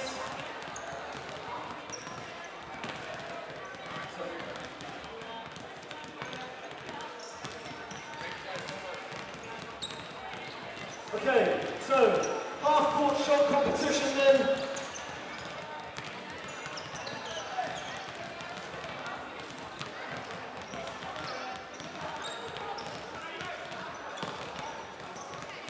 So if we can have Henry Holloway, Max Williams and Nathan Jones out to the centre circle, please. Henry Holloway, Max Williams, Nathan Jones. Need one more. Oh, okay. Alright, cool. Okay, so the drill is, okay? Everybody gets one practice shot, and then we'll go and we'll do it live, okay? So one of them to win £100 if they make the live shot. Okay, so these are the practice shots. Yeah, one practice shot. Can we have somebody to rebound top? Just, thanks. Well, you're not bad. That looks good. Last practice shot. Okay, it's all over. This is the real now, okay? So if one of them, whichever, if the first person makes the shot, that's it. In the competition, they win £100. Okay, so first up we have Henry Holloway. Okay, let's pick him up, crowd, get behind him. Oh, unlucky, okay. Right, come on, crowd, get into it. Give it some encouragement. Come on, let's go. Okay, Max Williams is next. Let's go, Max. Ooh, not bad. Not bad. Okay, one last shot. Nathan Jones, this for £100.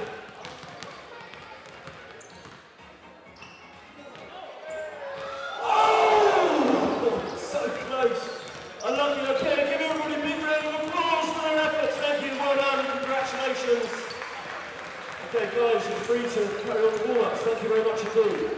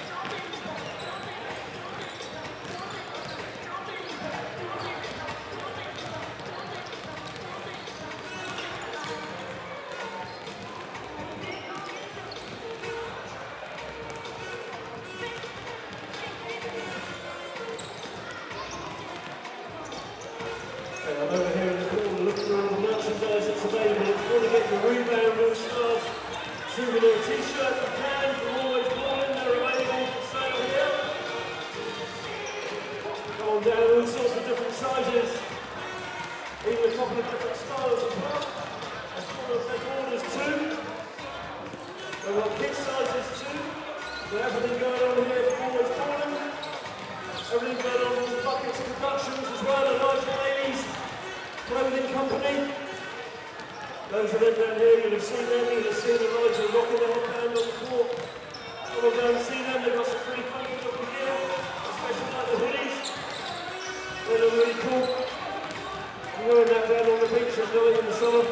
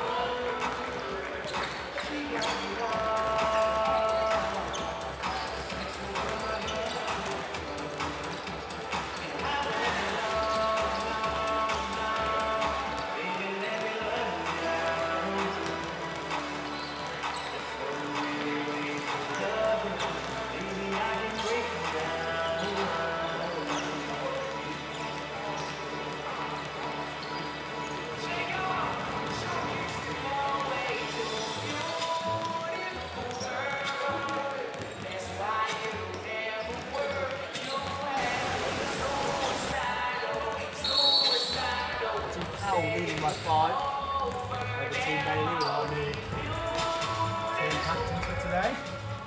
Our new and selected team captains by us.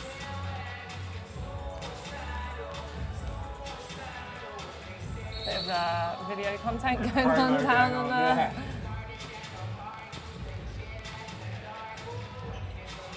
So close game so far. Obviously these have been hot for his team early on. And we'll see if the be a good game towards the end. It's a close game. We always like a close game. Last few years between the men's game, it's been a close game this year, which will be good. Anybody cheering for Team Camel? Team Bailey coming out with Zimbru, Nasangi, Tolawezi, Bailey, Rooney. Team Campbell, Team Powell coming out with Powell, Waring, Abdul, Blaine and Stoke.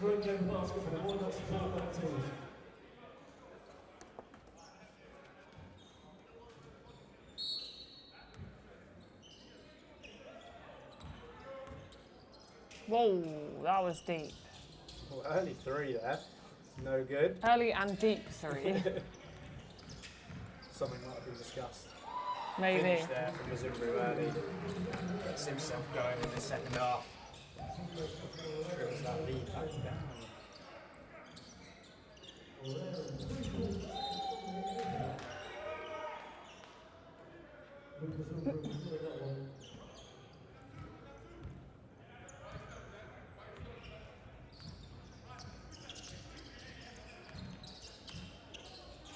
Bailey for 3. That one's off. Got a bit cold over the half time. Might be because I hadn't occupied his table. Might have been.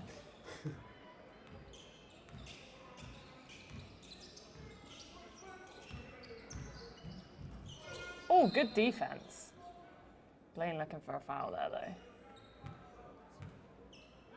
though. Just checking that your dad getting a photo with Safi and Tracy because they're all in the same shot.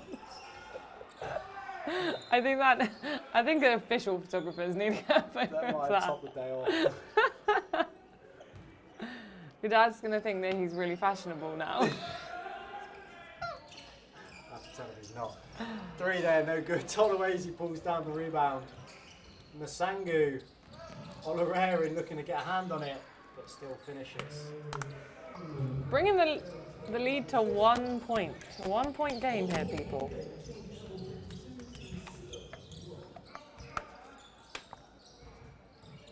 Fees in the corner. Cross. Gotta stop him. Finds Blaine. Step through. Ooh. Both at the same cut.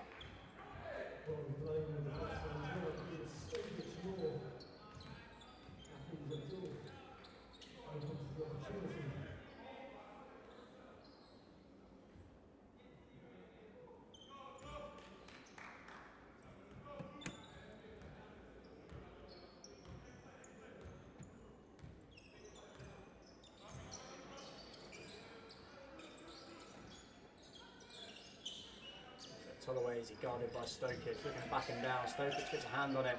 Tolawezi steps through for the 3 off the side of the backboard. Bailey, one leg, drops in the mid-range. That's Elijah Bailey, I'd say, is his bread and butter. Yeah, giving his team the lead as well. First lead of the game, I believe, for Team Bailey.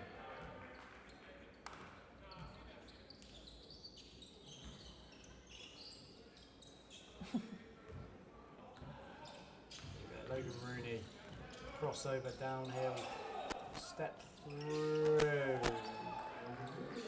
and finish. I think the bench But are looking for a the Barking travel. boys asking for a travel, but nothing given. Steve just laughing at them, as Steve does best. Stokic for 3, that one's off.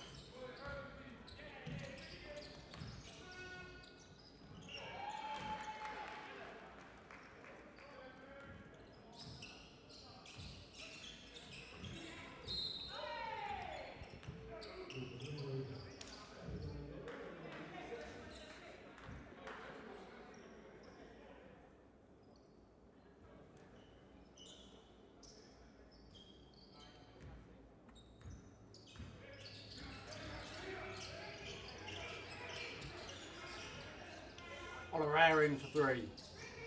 It's the everything and doesn't fall. Zimbru giving him, as always, a little bit of Bit of back chat to his teammate. clapping at him for missing that one.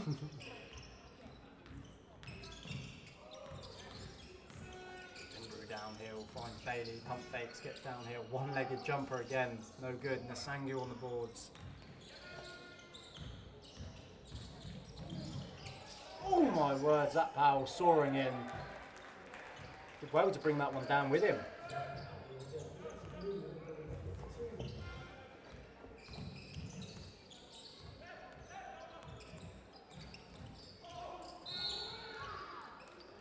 Foul called.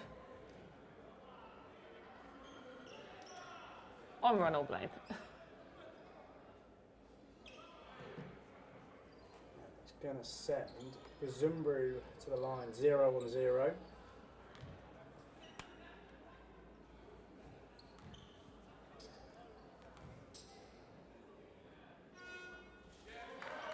First one, no good for Luke Gazumbru.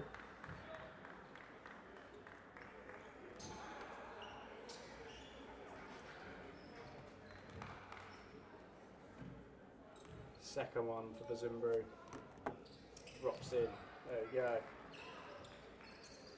And what does he do? Stare right at Victor Olaran. We said this boy loves the trash talk. Loves the chat, doesn't he? Powell on the wing. We're going to put moves on Bailey. Sidestep 3. That one's no good.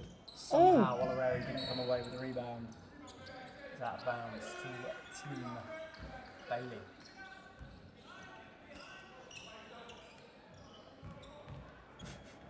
Team Bailey now leading by 4. Finds Rooney. Good pass. For 3, Logan Rooney knocks that one down. Oh no, they called it a 2. Oh, called it 2. Called it a 2. His big toe must have been on the line.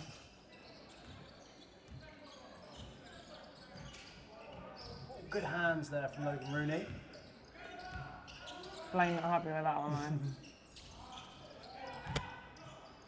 Sangu kicks ahead to Tolawezi! So athletic.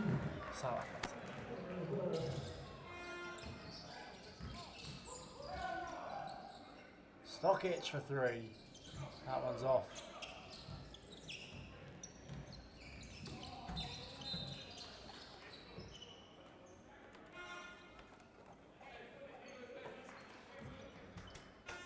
Ref getting a pass he wasn't expecting then. Bailey offers that Powell's foot. Oh! Bailey not happy with that one. Tim will just laugh at you though, Bailey, so there's no point. Still trying to argue it. He's Abdul downhill and 1. There we go, that's Tim doing what Tim does best. The player argues and then he calls a foul on the other team.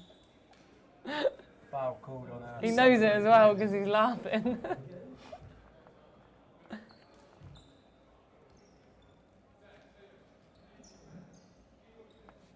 That trims that gap down to 6 points then for Team Powell, with Abdul on the line to make it, to trim it down to 5. So far this quarter, the score is 15-5 in the pink team's favour. Double teaming Elijah Bailey here. I mean, that's all very well, double teaming Elijah Bailey, but then you've got 4 other very good players on the court that can shoot the ball from anywhere. Ooh. He's going all over on a play. Trying to make him travel. Finding Zach Powell. Lane. Stepping through the lane. I'm not sure how that pass got through there, but... Somehow it found Victor Olaran in the corner. But Zimbru flying down the lane. As he does.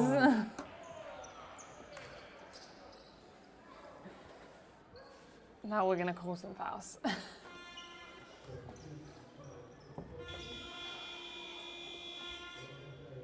Barking boys checking back in. Team Powell, Adeluola and Gale checking in for Team Bailey.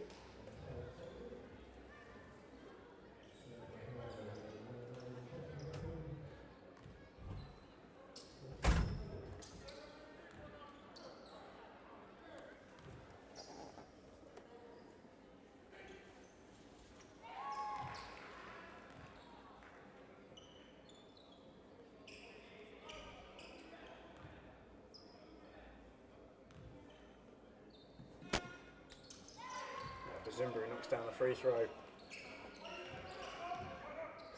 giving some to Olorera still. He's been checked out.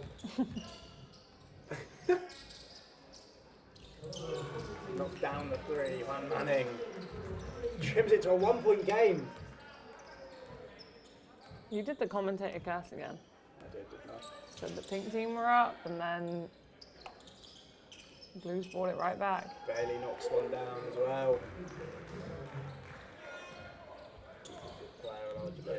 Bailey moves himself on to 20 points. Now at 6 scorers in double digits. Bailey's catching up with Abdul. Points-wise, Abdul just fully airballed everything. Players arguing that he should not have been allowed to get his own airball. Quite rightly.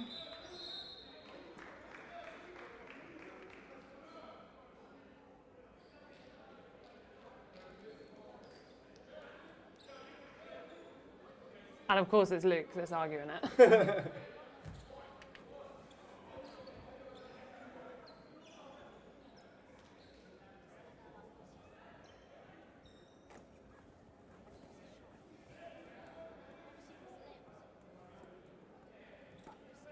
Sam just having issues with his shoe. Not tying up. As we have 4 minutes left in the third quarter. Team Bailey leading by 2.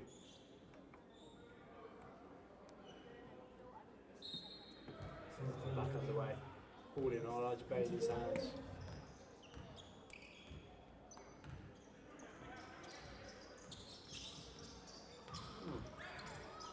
Great move by Elijah Bailey, no foul call.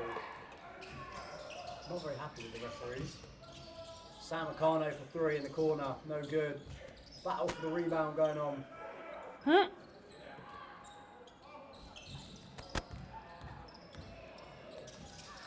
Wazy again.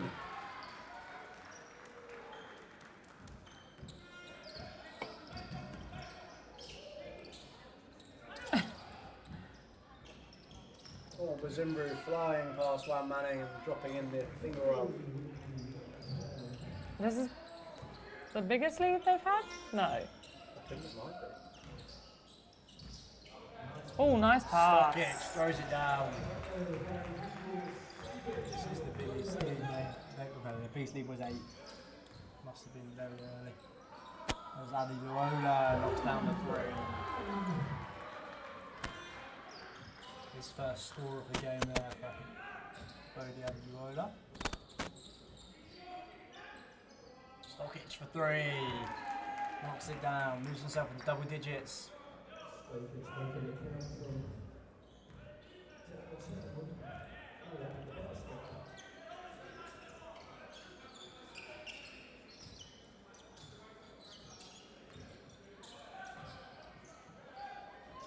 Oh, Sam wanted a call there, but as always, with these southern refs, no call.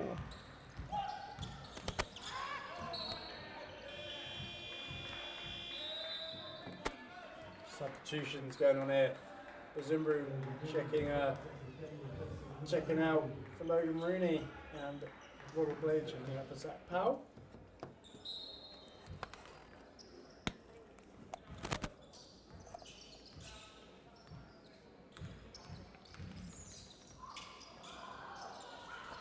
Oh, that was a tough shot.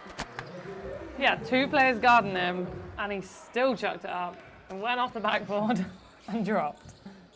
Brilliant finish there. As Acano looks to go downhill. Using his speed.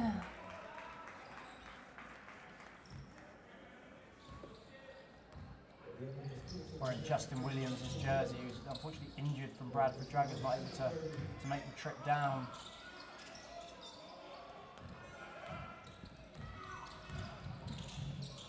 Stockage finishes. Oh, make sure your feet are off the court. His foot was not off the court then when he inbounded the ball. Good job the referee was nowhere near the play. Bailey steps through. Oh. Bailey's really not happy with the refereeing here at the moment. I think he's concerned that someone's going to get injured, and I think that's probably fair because he did just get absolutely bodied then. with a no call, with a referee stood right in front of him.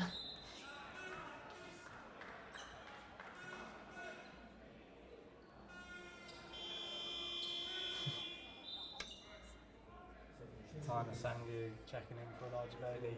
Victor Herrera checking in for Hafiz Abdul.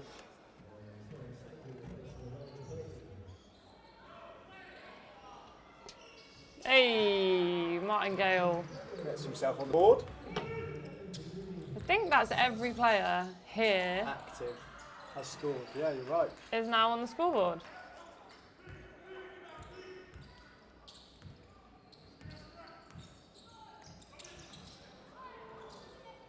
Oh, good pass.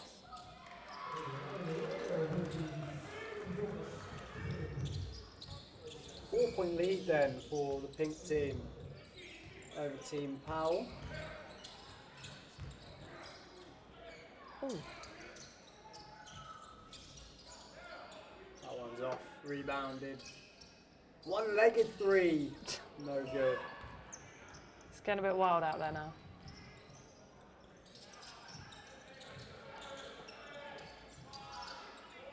Seconds left on the clock. Oh, wow. Easy. Wide open. Great find there from Martin Gale.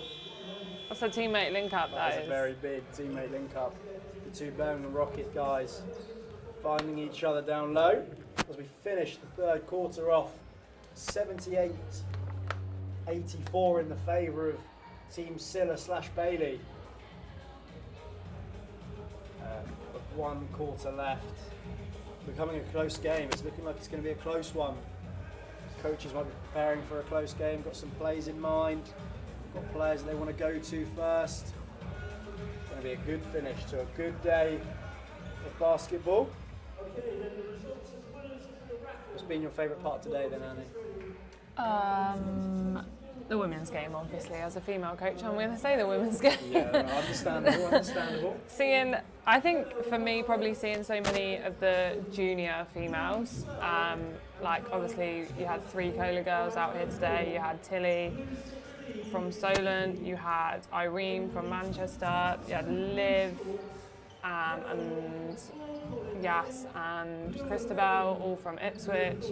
Just seeing how many of the, technically they are still juniors, like how many of them are recognised as all-star players within the women's game is massive, and that's always going to be a highlight for me. What about you? I'd probably agree with you, working on the women's side of the basketball this year. Definitely seeing the development of some of them, like seeing the development of someone like Yaz Edwards who developed so much this year, and people like that, seeing them take that step. And obviously you come to an under-18s girls game and you're seeing the majority of teams, players that are playing, come down and see Solent play Ipswich, the majority of the team, Solent play Cola, a lot of them are playing up, and then it's the same in the WABL. It's really good to see those players making that step up. As we get underway here for the fourth quarter. Some good defence. I think they're trying to lock in on the defensive end here. Team with the blue. I think if both teams play just a little bit more defence, it might not. Powell throws it off the backboard to himself. Wide open in the mid-range. Oh Puts it in. no.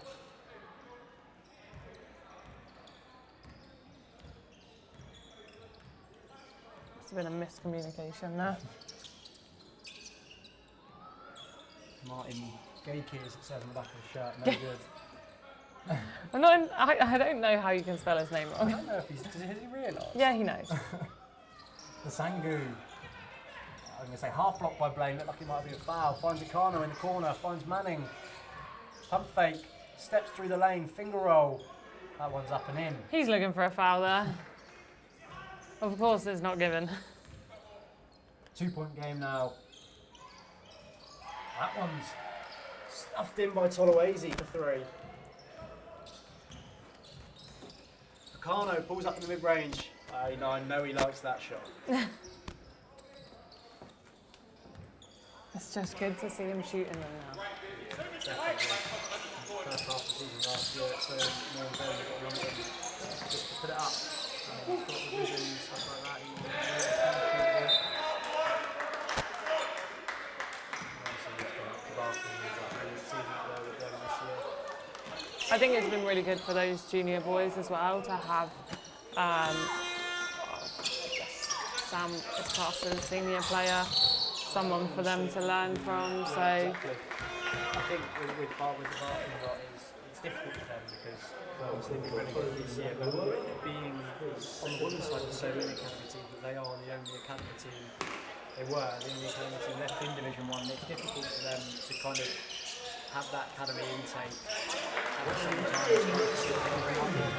They had some good games. They had some really good games. They got ready early on in the season.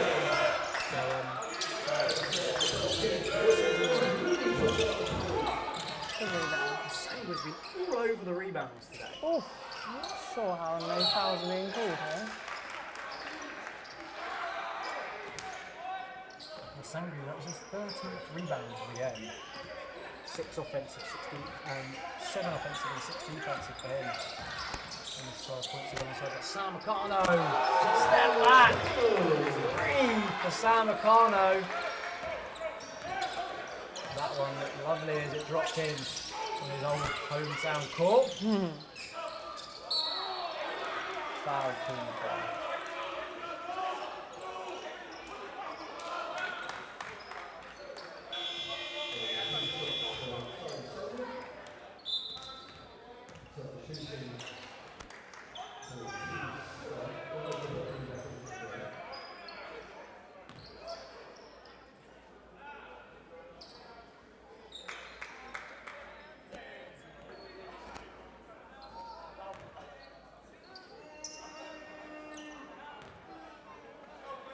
Sandy on the line then. Knocks that first one down.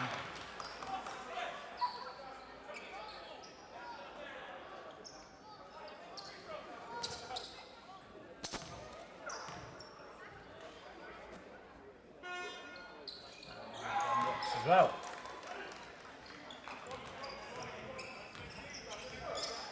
One-point game there, looking like it's going to heat up towards the end of the final quarter. Blaine cutting off the backboard, drops that one in off the floater.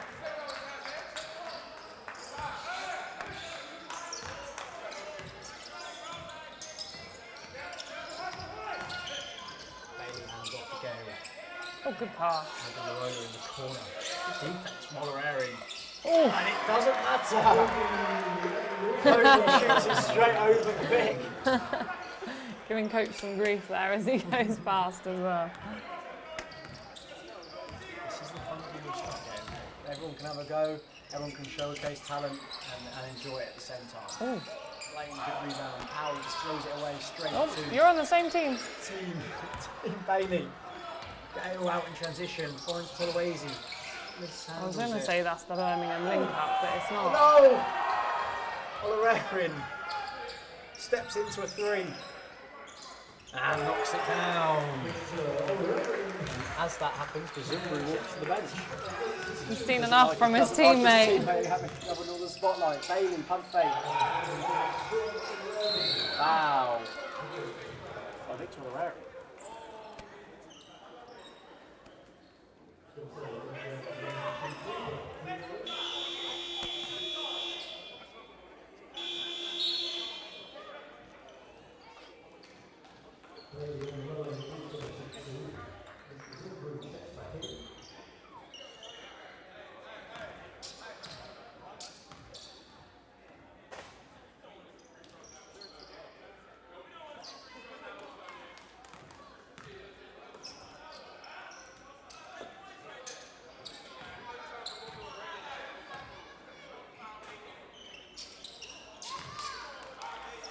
Free throw there.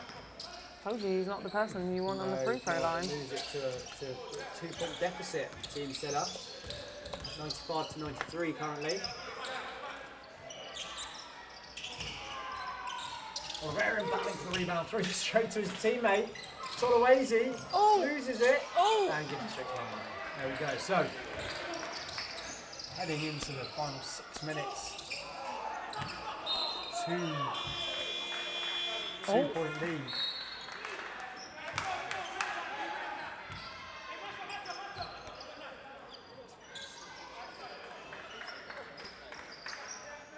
checks in for Zach Powell. Lobs all around. Zimbru. They're too busy arguing to get back and play defense, and Brazingru gets an easy basket and makes it a tied game. Did you say 2 minutes to go in this game? Because it's definitely 5. This is just under 6, I think, and that's a 2-point lead. I remember they were much set too.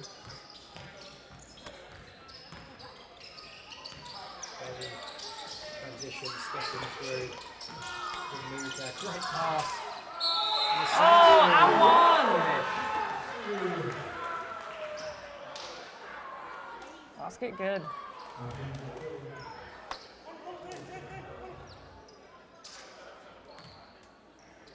So Tyner Sangu here with a chance for a 3-point play to move himself into 17 points. Elijah Bailey currently leading all scorers with 24, Abdul with 23 and Toloese with 22. Bit of a battle there for the leading scorer of the game. Sangu misses the free throw and loses his team 2 points in the lead. Abdul behind the back, great hands to Efren Bailey. Pretty sure that was probably a travel there.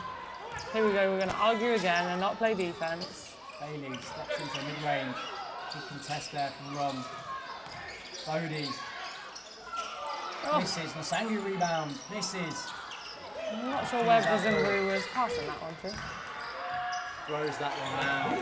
Good off the rim.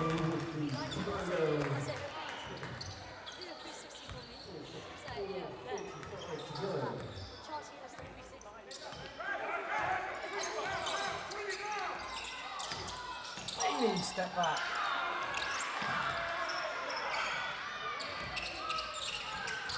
Lane 3, no good. I think we're just going to have a contested argue shot after argue shot. Brazingru shouting in his teammate's face there, making him miss.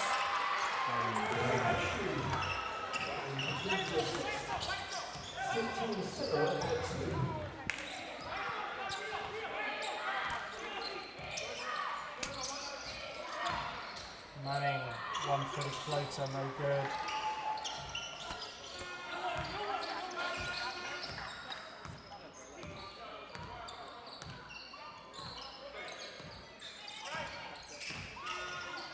Good pass. I don't think he was expecting that pass, but It's kind of hitting, isn't it? nevertheless, they scored off it.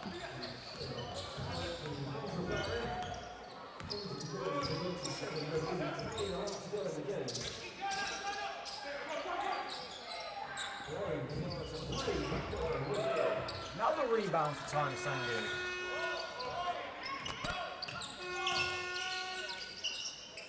That's his 15th rebound. Really? 16 points, 15 rebounds for Tyner Sangu. It was in also with 10 rebounds. Sam Akano going all the way, no good. He's Abdul pulls down the rebound. I'm sure that Sam was looking for a foul call and the referee was not on the baseline. Lovely finish there, moving himself into 28 points.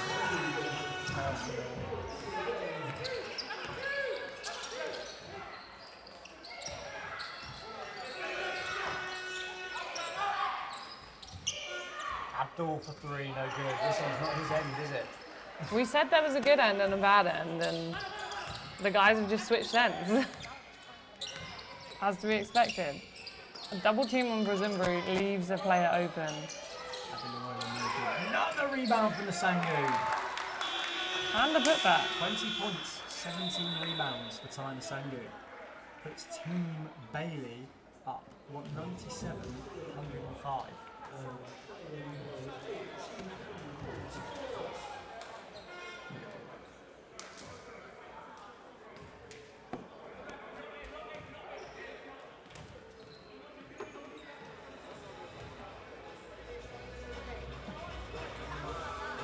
One time call it. Who do you think is going to take this game? I think it depends who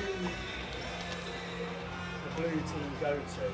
I think they've got almost all of their scorers apart from not playing in double digits. So I mean they could go to anyone, but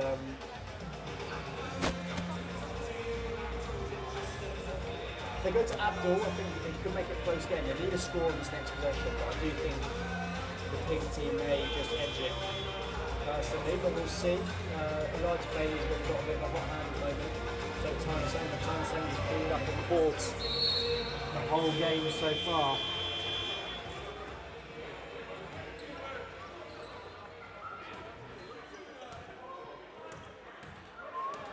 Here we go, last 2.5 minutes of the day.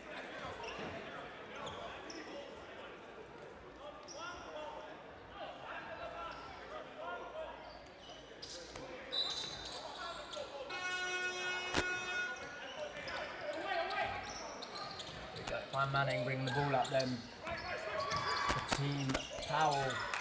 Abdul for 3. No good. Oh, look, and he's trying to claim a foul. Surprised we haven't had any blocking calls out here. Zimbru, Ross, managing the game clock here. Very clever from Luke Zimbru. He is a very smart player. Oh. Oh.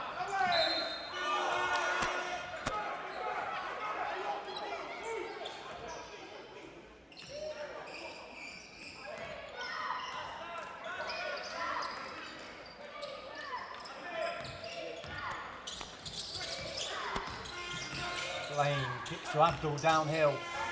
Oh my! Missed the dunk. Missed the dunk, almost broke the hoop.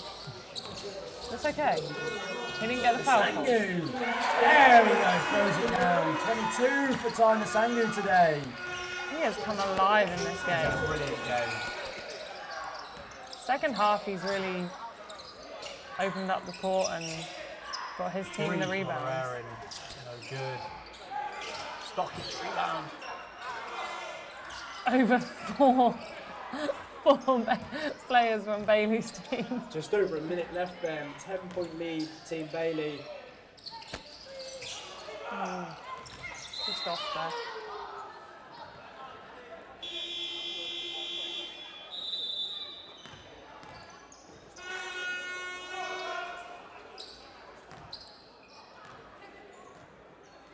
Another timeout called.